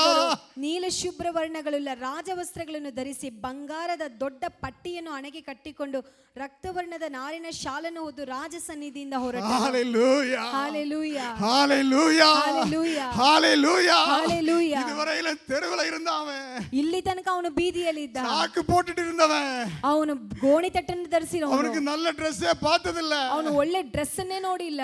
அது இல்ல, நான் யூனிஃபார்ம் போட்டுட்டு இருந்தவன், ಅವನು ಯೂನಿಫಾರ್ಮ್ ಅನ್ನು ಹಾಕೊಂಡಿದ್ದವನು, வாட்ச்மேன் யூனிஃபார்ம் போட்டுட்டு இருந்தவன், ವಾಚ್ಮನ್ ಆಗಿ ಕೆಲಸ ಮಾಡಿದವನು. இப்பொழுது ಈಗ இளநீலமும் வெள்ளையுமான ராஜவஸ்திரம், ಈಗ ನೀಲ ಶುಭ್ರ ವರ್ಣಗಳುಳ್ಳ ರಾಜವಸ್ತ್ರ, பெரிய பொன் கிரீடம், ದೊಡ್ಡ ಬಂಗಾರದ ಕಿರೀಟ, பட்டு ரத்தாம்பரம், ಅಲ್ಲಿರುವಂತ ರಕ್ತವರ್ಣದ ನಾರಿನ ಶಾಲು. ஹalleluya. ஹalleluya. ஹalleluya. ஹalleluya. என்னுடைய தேவனால் எல்லாவற்றையும் செய்ய முடியும். ನನ್ನ ದೇವರಿಂದ ಎಲ್ಲವೂ ಮಾಡಲು ಸಾಧ್ಯ. நம்முடைய வஸ்திரத்தை மாற்ற அவரால் மாத்திரமே முடியும். ನಮ್ಮ ವಸ್ತ್ರವನ್ನು நம்முடைய ಬದಲಾಯಿಸುವುದಕ್ಕೆ, வஸ்திரத்தை மாற்ற அவரால் மாத்திரமே முடியும். ನಮ್ಮ ವಸ್ತ್ರವನ್ನು ಬದಲಾಯಿಸುವುದಕ್ಕೆ ಆತನಿಂದ 10ஆம் ಮಾತ್ರನೇ ಸಾಧ್ಯ. அதிகாரம் 2ஆம் வசனம். 10ನೇ ಅಧ್ಯಾಯ 2ನೇ ವಾಕ್ಯ. வல்லமையும் பராக்கிரமமான அவனுடைய எல்லா செய்கைகளும் ராஜா பெரியவனாக்கின மொர்தெகாயுடைய மேன்மையின் விற்த்தாந்தமும் மேசிய பெர்சிய ராஜாக்களின் நடபடி புத்தகத்தில் எழுதியிருக்கிறது. ஆமென். ராஜா எழுதி வைத்த புத்தகத்தில் யாருடைய பெயர் வருகிறது? மொர்தெகாயுடைய பெயர் வருகிறது. ರಾಜನು ಬರೆದಿಟ್ಟ ಪುಸ್ತಕದಲ್ಲಿ ಯಾರ ಹೆಸರು ಬರಲಿದೆ? ಮೊರ್ದೆಕಾಯಿ ಹೆಸರು ಬಂದಿದೆ. 127 ராஜ்யங்களுக்கு இரண்டாவது ராஜா டெப்டி கிங் ஆகிறதுக்கான வாய்ப்பை தேவன் கொடுத்தார். ஹalleluya. 127 ಸಂಸ್ಥಾನಗಳಿಗೆ ಎರಡನೇ ರಾಜನಾಗಿ ದೇವರು ನೇಮಿಸಿದನು. யாரு? ಯಾರು? யாரு? ಯಾರು? Just a watchman. ಬರೀ ಸಾಧಾರಣ ವಾಚ್ಮನ್. சாதாரண ஒரு வாட்ச்மேன் வேலை ಒಂದು பார்த்தவர். ಸಾಧಾರಣ ವಾಚ್ಮನ್ ಕೆಲಸ ಮಾಡಿದವನು. ஹalleluya. நம்முடைய வாழ்க்கையை மாற்றுவார். ನಮ್ಮ ಜೀವಿತವನ್ನು ಬದಲಾಯಿಸುತ್ತಾನೆ. நமக்கு எதிராக வருவர்கள் தொங்குவாங்க. ನಮಗೆ ವಿರೋಧವಾಗಿ ಬರೋರು ನೇತಾಕ, நமக்கு எதிராக வருவர்கள் தொங்குவாங்க. ನಮಗೆ ವಿರೋಧವಾಗಿ ಬರೋರು ನೇತಾಕ. நம்முடைய கண்கள் அதை காணும். ನಮ್ಮ ಕಣ್ಣುಗಳು ನೋಡಲ್ಪಡುತ್ತದೆ, ஆனால் கொஞ்சம் தாமதமாக. ಆದ್ರೆ ಸ್ವಲ್ಪ ಸಮಯ ಕಾದಿರಬೇಕು. நாம் கடந்து செல்ல வேண்டிய பாதை ನಾವು ನಡೆದುಕೊಂಡು ಹೋಗಬೇಕಾದ ಹಾದಿ ಸ್ವಲ್ಪ ಇರುತ್ತೆ. அது எதற்காக? ಅದು ಸ್ವಲ್ಪ ಕಷ್ಟ. நம்மை, ಅದು ಯಾವುದಕ್ಕಾಗಿ? நம்மை உருவாக்க, ನಮ್ಮನ್ನು ರೂಪಿಸುವುದಕ್ಕಾಗಿ, நம்மை உருவாக்க. ನಮ್ಮನ್ನು ರೂಪಿಸುವುದಕ್ಕಾಗಿ. அந்த மெல்லிய வஸ்திரம் தரிக்கிறதுக்கு நம்ம ஒரு தகுதியா வரணும். ராஜா ஆகிறதுக்கு ஒரு தகுதி வேணும். அது வரைக்கும் உங்களை புடமிடுவாரு. ಆ ನಾರುಮಡಿ ನಮಗೆ ಸಿಗಬೇಕಾದ್ರೆ ಅಲ್ಲಿಯ ತನಕ ನಮ್ಮನ್ನು அது ಸರಿಪಡಿಸುವುದಕ್ಕೆ வரைக்கும் நெருக்கங்கள் இருக்கும். ಅಲ್ಲಿಯ ತನಕ ನಮಗೆ ಕಷ್ಟಗಳು ಉಂಟು. அது முடிந்த பின்பு ಅದರ ನಂತರ ராஜவஸ்திரம். ರಾಜವಸ್ತ್ರ. ஒரே ஒரு சம்பவத்தை கூட சொல்லி கடந்து செல்ல வரும். நிறைய இருக்கிறது, ஆனாலும் நேரம் கடந்து செல்கிறது. ಒಂದೇ ಒಂದು ಸಂಭವ ಮಾತ್ರ ಹೇಳಿ ಮುಗಿಸ್ತೇನೆ, ತುಂಬಾ ಇದೆ ಆದ್ರೆ ಸಮಯವಿಲ್ಲ. மத்தேயு 22ஆம் அதிகாரம், ಮತ್ತಾಯ 22ನೇ ಅಧ್ಯಾಯ 10 முதல் 12 வசனங்கள். 10ರಿಂದ 12ನೇ ವಾಕ್ಯ ತನಕ. மத்தேயு 22.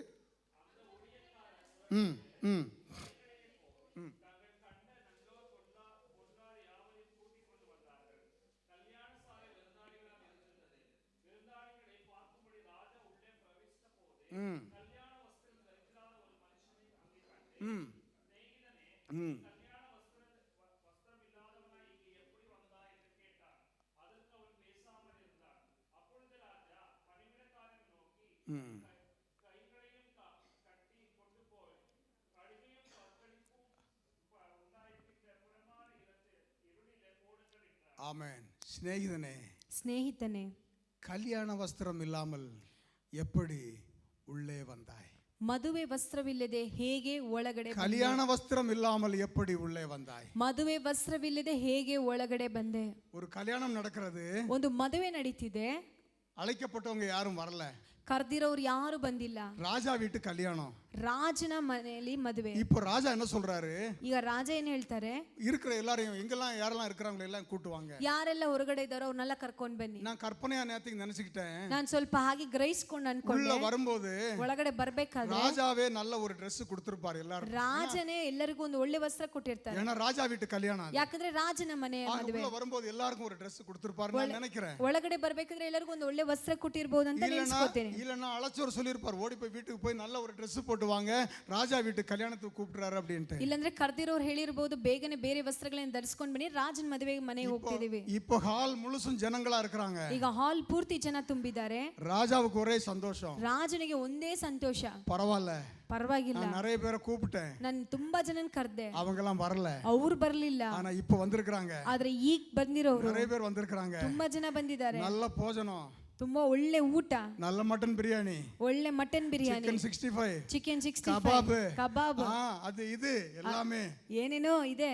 இப்போ 25ஆம் தேதி சாப்பிட போறோம் ಈಗ 25ನೇ ತಾರೀಕು ತಿನ್ನಲಿದ್ದೀವಲ್ವಾ? எல்லாம் வச்சு பரிமாறிட்டு இருக்காங்க. ಎಲ್ಲ ಇಟ್ಟು ಎಲ್ಲರಿಗೂ ಕೊಡ್ತಿದ್ದಾರೆ. ராஜா பார்த்துட்டே வராரு. ರಾಜ ನೋಡ್ತಾನೆ ಇದ್ದಾರೆ. ஒரே ஒருத்தர் மட்டும் என்ன இல்லாம இருக்காரு? ಒಬ್ರೇ ಒಬ್ರು ಮಾತ್ರ ಏನಿಲ್ಲದೆ ಇದ್ದಾರೆ, கல்யாண வஸ்திரம் இல்லாமல் இருக்காரு. ಮದುವೆ ವಸ್ತ್ರವಿಲ್ಲದೆ ಇದ್ದಾರೆ. போய் கேக்குறாரு. ಈಗ ಹೋಗಿ ಕೇಳ್ತಾರೆ, ಫ್ರೆಂಡ್, ಸ್ನೇಹಿತನೇ, நண்பனே, ಸ್ನೇಹಿತನೇ, உன்னுடைய Dress எங்க? ನಿನ್ನ ವಸ್ತ್ರವೆಲ್ಲಿ? உன்னுடைய Dress எங்க? ನಿನ್ನ ವಸ್ತ್ರವೆಲ್ಲಿ? நான் உனக்கு கொடுத்தனே ஒரு Dress. ನಾನು ನಿನಗೆ ಕೊಟ್ಟನಲ್ಲ ವಸ್ತ್ರ. கல்யாணத்துக்கு ஒரு Dress வச்சிருக்கறமே நம்ம. ಮದುವೆಗೋಸ್ಕರ ಇಟ್ಟಿದ್ನಲ್ಲ ವಸ್ತ್ರ. கல்யாண வீட்டுக்கு போறதுக்கு ஒரு சூட் வச்சிருக்கறமே. ಮದುವೆ ಮನೆಗೆ ಹೋಗಬೇಕಾಗಿ ಇದಂತ கல்யாண வீட்டுக்கு போறதுக்கு ஒரு பட்டு சாரி வச்சிருக்கறமே. ಮದುವೆ ಮನೆಗೆ ಹೋಗಬೇಕಂತ ಸಿಲ್ಕ್ ಸಾರಿ ಇಟ್ಟಿದ್ದೀವಲ್ಲ, அந்த Dress எங்க? ಆ ಬಟ್ಟೆ ಎಲ್ಲಿ? நீ நார்மலான ஒரு Dress போட்டு வந்திருக்கறியே. ನೀವು ಸಾಧಾರಣ ಒಂದು ಬಟ್ಟೆಯನ್ನು ಧರಿಸಿಕೊಂಡು ಬಂದಿದ್ದೀರಲ್ಲ. ಸ್ನೇಹಿತನೇ, ಸ್ನೇಹಿತನೇ, எழும்பு, ಎದ್ದೇಳು, வா, ಬಾ. இவனை கூட்டி போய் எங்க போடுங்க? ಇನ್ ಕರ್ಕೊಂಡೋಗಿ ಎಲ್ಲ ಹಾಕ್ರಿ. அழுகையும் பற்கடிப்பும் உள்ள இடத்திலே கொண்டு போறங்க. ಗೋಳಾಟವು ಕಟಕಟನೆ ಹಲ್ಲು ಕಡಿಯೋಣವು ಇರುವ ಜಾಗದಲ್ಲಿ ಹಾಕಿರಿ. பிள்ளைகளே, ದೇವರ ಮಗುವೆ, ரட்சிப்பின் வஸ்திரம், ರಕ್ಷಣೆಯ ವಸ್ತ್ರ நமக்கு இருக்கிறதா? ನಮಗಿದೆಯಾ? ஒருவேளை நாம் சொல்லலாம், நான் ரட்சிக்கப்பட்டேன். ಒಂದು ವೇಳೆ ನಾವು ಹೇಳಬಹುದು, ನಾನು ರಕ್ಷಣೆ ಹೊಂದಿದ್ದೀನಿ. 20 வருஷத்துக்கு முன்ன ரட்சிக்கப்பட்டேன். 20 ವರ್ಷಕ್ಕೆ ಮುಂಚೆ ನಾನು ರಕ್ಷಣೆ 50 வருஷத்துக்கு முன்ன ரட்சிக்கப்பட்டேன். 50 ವರ್ಷಕ್ಕೆ ಮುಂಚೆ ನಾನು ರಕ್ಷಣೆ எங்க ಹೊಂದೆ. அப்பா பாஸ்டர், ನಮ್ಮ ಅಪ್ಪ ಪಾಸ್ಟರ್, அதனால நான் ரட்சிக்கப்பட்டுட்டேன். ಆದ್ರಿಂದ ನಾನು ರಕ್ಷಣೆ ಹೊಂದೆ. இல்ல, ಆತರ ಇಲ್ಲ. டெய்லி ரட்சிக்கப்படணும். ದಿನಾ ರಕ್ಷಣೆ ಹೊಂದಬೇಕು, ரட்சிக்கப்பட்டுக்கிட்டே இருக்கணும். ರಕ್ಷಣೆ ಹೊಂದಿಕೊಂಡೇ ಇರಬೇಕು. கழட்டி வைக்கிற ஒண்ணு இல்ல, ಅದನ್ನ ಬಿಚ್ಚಿ ಇಡುವಂತ ಒಂದಲ್ಲ. கழட்டி வச்சிட்டு திரும்ப எடுத்து போடலாம்ங்கற அது இல்ல ரட்சிப்பு. ಒಂದು ಸ್ವಲ್ಪ ಹೊತ್ತು ಅಲ್ಲೇ ಇಡ್ಲಿ, அது ಆಮೇಲೆ எப்பவுமே ತೆಗೆದುಕೊಳ್ಳೋಣ நம்மோட ಅಂತಿಲ್ಲ. இருக்கணும். ಯಾವಾಗಲೂ ನಮ್ಮ ಜೊತೆಯಲ್ಲಿ ಇರಬೇಕು. எப்பவுமே நம்மோட இருக்கணும். ಯಾವಾಗಲೂ ಅದು ನಮ್ಮ ಜೊತೆಯಲ್ಲಿ ಇರಬೇಕು. அதை மறந்துட்டான். ಆದ್ರೆ ಇವನು ಅದನ್ನ அதை மறந்துட்டான். ಅವ್ನು ಮರ್ತೋದ. மறந்த பின்பு ಮರ್ತೋದ ಮೇಲೆ நான் போய் எடுத்துட்டு வரேன், நான் விட மாட்டாரு. ಅದನ್ನ ತೆಗೆದುಕೊಂಡು ಬರ್ತೀನಿ ಅಂತಂದ್ರೆ அதை ಬಿಡಲ್ಲ. எடுத்துட்டு வந்துறேன், வீட்ல தான் இருக்குது, நான் எடுத்துட்டு வந்துறேன், மறந்துட்டேன். ಇಲ್ಲೇ ಇದೆ, ನಾನು ಮರ್ತೋಗಿದ್ದೀನಿ, ತೆಗೆದುಕೊಂಡು ಬಂದ್ಬಿಡ್ತೀನಿ. நோ, ಇಲ್ಲ, உனக்கு இடம் இருக்குது. ಅಲ್ಲಿ ನಿನಗೆ ಜಾಗವಿದೆ. போனால் வரக்கூடாத இடம் அது. ನೀನು ಹೋದ್ರೆ ಮತ್ತೆ ಬರೋದಕ್ಕಾಗದೇ ಇರುವಂತ ಜಾಗ. வரக்கூடாத இடம் அது. ನೀನು ಹೋದ್ರೆ ಮತ್ತೆ ಬರೋದಕ್ಕಾಗದೇ ಇರುವಂತ ಒಂದು ಜಾಗ.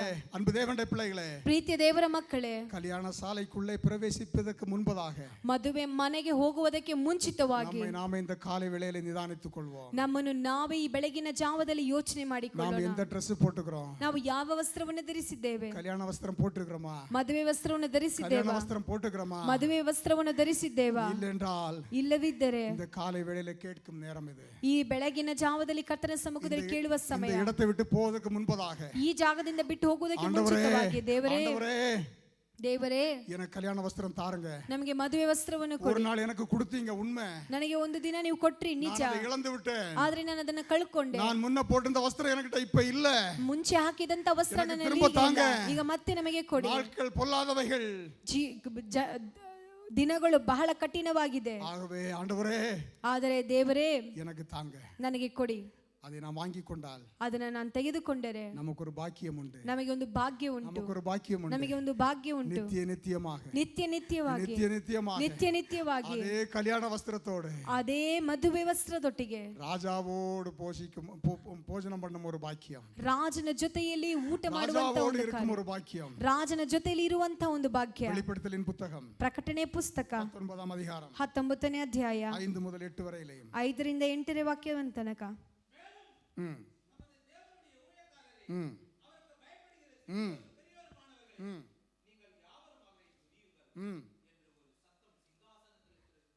ஏழாம் வசனம், 7ನೇ ವಾಕ್ಯ. நாம் சந்தோஷப்பட்டு களி கூர்ந்து அவருக்கு துதி செலுத்த கடவோம். ஆட்டுக்குட்டியானவரின் கல்யாணம் வந்தது. அவருடைய மனைவி தன்னை ஆயத்தம் பண்ணினாள் என்று சொல்ல கேட்டேன். சுத்தமும் பிரகாசமும் உள்ள மெல்லிய வஸ்திரம் தரித்துக் கொள்ளும்படி அவர்களுக்கு அளிக்கப்பட்டது. ஹல்லேலூயா. போதும். சுத்தமும் பிரகாசமும் உள்ள மெல்லிய வஸ்திரம் தரித்துக்கொள்ள அவர்களுக்கு ಅಳಿಕಪಟ್ಟದು. ಯಾರು ಕೊಡ್ತದೆ ಇದು? ಪ್ರಕಾಶಮಾನವು ನಿರ್ಮಲವೂ ಆದ ನಯವಾದ ನಾರುಮಡಿಯನ್ನು ಧರಿಸಿಕೊಳ್ಳುವುದಕ್ಕೆ ಆಕೆಗೆ ಅನುಗ್ರಹಿಸೋಣವಾಗಿತ್ತು. ರಾಜಾದಿ ರಾಜ ಕೊಡ್ತ ಡ್ರೆಸ್ ಇದೆ. ಯಾರು ಕೊಟ್ಟಿದ್ದು? ರಾಜಾದಿ ರಾಜನು ಕೊಟ್ಟಿರುವಂತ ವಸ್ತ್ರ. ಪಾರ್ವನ್ ಕೊಡ್ತದಲ್ಲ. ಪಾರೋನ್ ಕೊಟ್ಟಿದ್ದಲ್ಲ. ಅಹಸ್ವೇರ್ ರಾಜ ಕೊಡ್ತದಲ್ಲ. ಅಹಸ್ವೇಸ್ ರಾಜ ಕೊಟ್ಟಿದ್ದಲ್ಲ. ಕಲ್ಯಾಣ ಬಿಟ್ಟು ಬಂದ ರಾಜ ಕೊಡ್ತದಲ್ಲ. ಮದುವೆ ಮನೆಗೆ ಬಂದಂತ ರಾಜ ಅಲ್ಲ. ಎನ್ನಮ್ಮೆ ಅರೆ ನಿರ್ವಾಣത്തോடு மீட்டுக்கொண்டாரே. ನಮ್ಮನ್ನು ನಿಮ್ಮನ್ನು ಅರ್ಧ ಬೆತ್ತಲೆಯಿಂದ ನಮ್ಮನ್ನು ಸ್ವೀಕರಿಸಿದನು. ಕಳೆಂದು ನಮ್ಮೆ மீட்டுக்கொண்டாரே. ತನ್ನ ವಸ್ತ್ರವನ್ನು ಬಿಚ್ಚಿ ನಮ್ಮನ್ನು கைப்பட கொடுக்கிறார். ಅವರು ನಮಗೆ ಕೊಡುವಂತವರು. கைப்பட கொடுக்கிறார் மெல்லிய வஸ்திரம். ಅವರು ನಮಗೆ ಕೊಡುವಂತ ನಾರುಮಡಿ. ಅವರು கொடுக்கிறார் ಫೈನ್ ಲಿನನ್. ಅವರು ನಮಗೆ ಕೊಡುವಂತ ನಾರುಮಡಿಯ ವಸ್ತ್ರ. ಅದು எப்படி இருக்குமா? ಅದು ಹೇಗೆ ಇರುತ್ತೆ? 14ನೇ ವಚனம். 14ನೇ ವಾಕ್ಯ. ಪರಲೋಕದಲ್ಲಿರುವ ಸೇನೆಗಳು, ಪರಲೋಕದಲ್ಲಿರುವ ಸೈನ್ಯದವರು வெண்மையும் ಶುಭ್ರವಾಗಿಯೂ சுத்தமுமான ನಿರ್ಮಲವಾಗಿಯೂ மெல்லிய வஸ்திரம் தரித்தவர்களாய் ನಯವಾದ ನಾರುಮಡಿಯನ್ನು வெள்ளை குதிரைகள் மேல் ஏறி வர ಕಂಡೆ. ಬಿಳಿ ಕುದುರೆಗಳ ಮೇಲೆ ಹತ್ತಿದವರಾಗಿ ಬರುವಂತೆ ನೋಡಿದೆನು. ஹalleluya. தேவனுடைய ராஜ்யத்தில் கருப்பு போக முடியாது. ದೇವರ ರಾಜ್ಯದಲ್ಲಿ ಕಪ್ಪು தேவனுடைய ಹೋಗೋದಿಲ್ಲ. ராஜ்யத்தில் சிகப்பு போக முடியாது. ದೇವರ ರಾಜ್ಯದಲ್ಲಿ தேவனுடைய ಕೆಂಪು ராஜ்யத்தில் ಹೋಗೋದಿಲ್ಲ. வயலட் போக முடியாது. ದೇವರ ರಾಜ್ಯದಲ್ಲಿ ವೈಲೆಟ್ ಹೋಗೋದಿಲ್ಲ. வெண் வஸ்திரம். ಬಿಳಿ ವಸ್ತ್ರ. தேவனுடைய ராஜ்யத்தில் வெண் வஸ்திரம். ದೇವರ ರಾಜ್ಯದಲ್ಲಿ தேவனுடைய ராஜ்யத்தில் மெல்லிய வெண் வஸ்திரம். ದೇವರ ರಾಜ್ಯದಲ್ಲಿ ನಾರುಮಡಿಯಾಗಿರುವಂತ ಒಂದು ಬಿಳಿಯ ವಸ್ತ್ರ. ஹalleluya. ஹalleluya. அந்த வஸ்திரம் வேணுமேயானால் ಆ ವಸ್ತ್ರ ಬಹಳ நாம் ಉನ್ನತವಾದ. கல்யாಣ வஸ்திரத்தை தரித்துக் கொண்டிருக்க வேண்டும். ನಾವು ಆ ಮದುವೆ ವಸ್ತ್ರವನ್ನು நாம் ಧರಿಸಿಕೊಳ್ಳಬೇಕು. கல்யாಣ ವಸ್ತ್ರத்தை தரித்துக் கொண்டிருக்க வேண்டும். ಮದುವೆ ವಸ್ತ್ರವನ್ನು ಧರಿಸಿಕೊಳ್ಳಬೇಕು. யாவரும் ஒரு நிமிடம் நேரம் எழும்பி நிற்போம். ಎಲ್ಲರೂ ಒಂದು ನಿಮಿಷ ಎಲ್ಲರೂ ನಿಂತುಕೊಳ್ಳೋಣ. ஒரே ஒரு நிமிடம். ಒಂದೇ ಒಂದು ನಿಮಿಷ. Jesus Jesus. கல்யாண வஸ்திரம் என்னிடத்தில் இருக்கிறதா? ಮದುವೆ ವಸ್ತ್ರ ನಿನ್ನ ಬಳಿಯಲ್ಲಿದೆಯಾ? கல்யாண வஸ்திரம் என்னிடத்தில் இருக்கிறதா? ಮದುವೆ ವಸ್ತ್ರ ನನ್ನಲ್ಲಿದೆಯಾ? கல்யாண வஸ்திரம் என்னிடத்தில் இருக்கிறதா? ಮದುವೆ ವಸ್ತ್ರ ನನ್ನಲ್ಲಿದೆಯಾ? அன்று பெற்றுக்கொண்ட ரட்சிப்பு என்னிடத்தில் இருக்கிறதா? ಅವತ್ತು ಹೊಂದಿಕೊಂಡ ರಕ್ಷಣೆ ಇವತ್ತು ஒரு நாளிலே ஞானஸ்நானம் எடுத்தேன், அது இன்னும் இருக்கிறதா? ಒಂದು ದಿನ ದೀಕ್ಷಾ ಸ್ನಾನ ತೆಗೆದುಕೊಂಡೆ, ಈಗಲೂ ಇದೆಯಾ? பாவத்துக்காக நான் செத்தேனே, ஞானஸ்நானத்தின் மூலமாக அந்த அடையாளம் இன்றும் என்னிடத்தில் இருக்கிறதா? ಪಾಪಗೋಸ್ಕರ ನಾನು ಸತ್ಯ, ಆ ಗುರುತು ಇವತ್ತು ನನ್ನ ಜೀವಿತದಲ್ಲಿ இல்லை, இன்னும் உலகத்துக்கு நேராக சென்று கொண்டிருக்கிறாயா? ಇಲ್ಲ, ಈ ಲೋಕದ ಕಡೆಗೆ ನಾನು ಹಾದು ಹೋಗುತ್ತಿದ್ದೇನೆ. ஒரு நாளிலே பரிசுத்த ஆவியை பெற்றுக்கொண்டது உண்மை. ಒಂದು ದಿನದಲ್ಲಿ ಪರಿಶುದ್ಧಾತ್ಮನು ಹೊಂದಿಕೊಂಡದ್ದು ನಿಜ. அந்நிய பாஷையின் அடையாளம் பெற்றுக்கொண்டது உண்மை. ಅನ್ಯ ಭಾಷೆ ಗುರುತುಗಳನ್ನು ಹೊಂದಿಕೊಂಡಿದ್ದು இன்று அவைகள் இருக்கிறதா? ಇವತ್ತು ಅವಿದೆಯಾ? இல்லை என்றால் இன்று கேட்போம். ಇಲ್ಲದಾದರೆ ಇವತ್ತು ಕೇಳೋಣ. ஆண்டவரே, ದೇವರೇ என்னை நிரப்பும். ನನ್ನನ್ನು ತುಂಬಿಸು. ஆண்டவரே, என்னை நிரப்பும். ದೇವರೇ, ನನ್ನನ್ನು ತುಂಬಿಸು. ஆண்டவரே, உம்முடைய வல்லமையினால் என்னை நிரப்பும். ದೇವರೇ, ನಿನ್ನ இந்த காலை வேளையில ஒரு முறை கூட உம்முடைய வல்லமையினால் என்னை நிரப்பும். ಬೆಳಗಿನ ಜಾವದಲ್ಲಿ ಒಂದು ಸಾರಿ ಕೂಡ ನಿಮ್ಮ வல்லமையினால் நிரப்பும். ಒಂದು ಸಾರಿ ಕೂಡ ಬೆಳಗಿನ ಜಾವದಲ್ಲಿ ನಮ್ಮನ್ನು ತುಂಬಿಸಪ್ಪ. உம்முடைய வல்லமையினால் என்னை நிரப்பும் ஆண்டவரே. ಬಲದಿಂದ ನಮ್ಮನ್ನು ತುಂಬಿಸಿ. உம்முடைய வரங்களினால் என்னை நிரப்பும் ஆண்டவரே. ವರಗಳಿಂದ ನಮ್ಮನ್ನು ತುಂಬಿಸಿ. ವಸ್ತ್ರத்தை நான் பெற்றுக்கொள்ளட்டும் ஆண்டவரே. ರಕ್ಷಣೆ ವಸ್ತ್ರವನ್ನು ಹೊಂದಿಕೊಳ್ಳಬೇಕು. ராஜ வஸ்திரம் எனக்கு தாரும் ஆண்டவரே. ರಾಜ ವಸ್ತ್ರ ನಮಗೆ ஆண்டவரே, உம்முடைய கையினாலே பெற்றுக்கொள்ளும் வஸ்திரத்தை எனக்கு தாரும் ஆண்டவரே. ದೇವರೇ, ನಿಮ್ಮ ಕೈಯಿಂದ ಹೊಂದಿಕೊಳ್ಳುವ ವಸ್ತ್ರವನ್ನು ನಮಗೆ ಕೊಡಿ ದೇವರೇ. ஹalleluya. ஹalleluya. ஹalleluya. ஹalleluya. தேவன் நம்மை ஆசீர்வதிப்பாராக. ಕರ್ತನು ನಮ್ಮನ್ನು ಆಶೀರ್ವದಿಸಲಿ.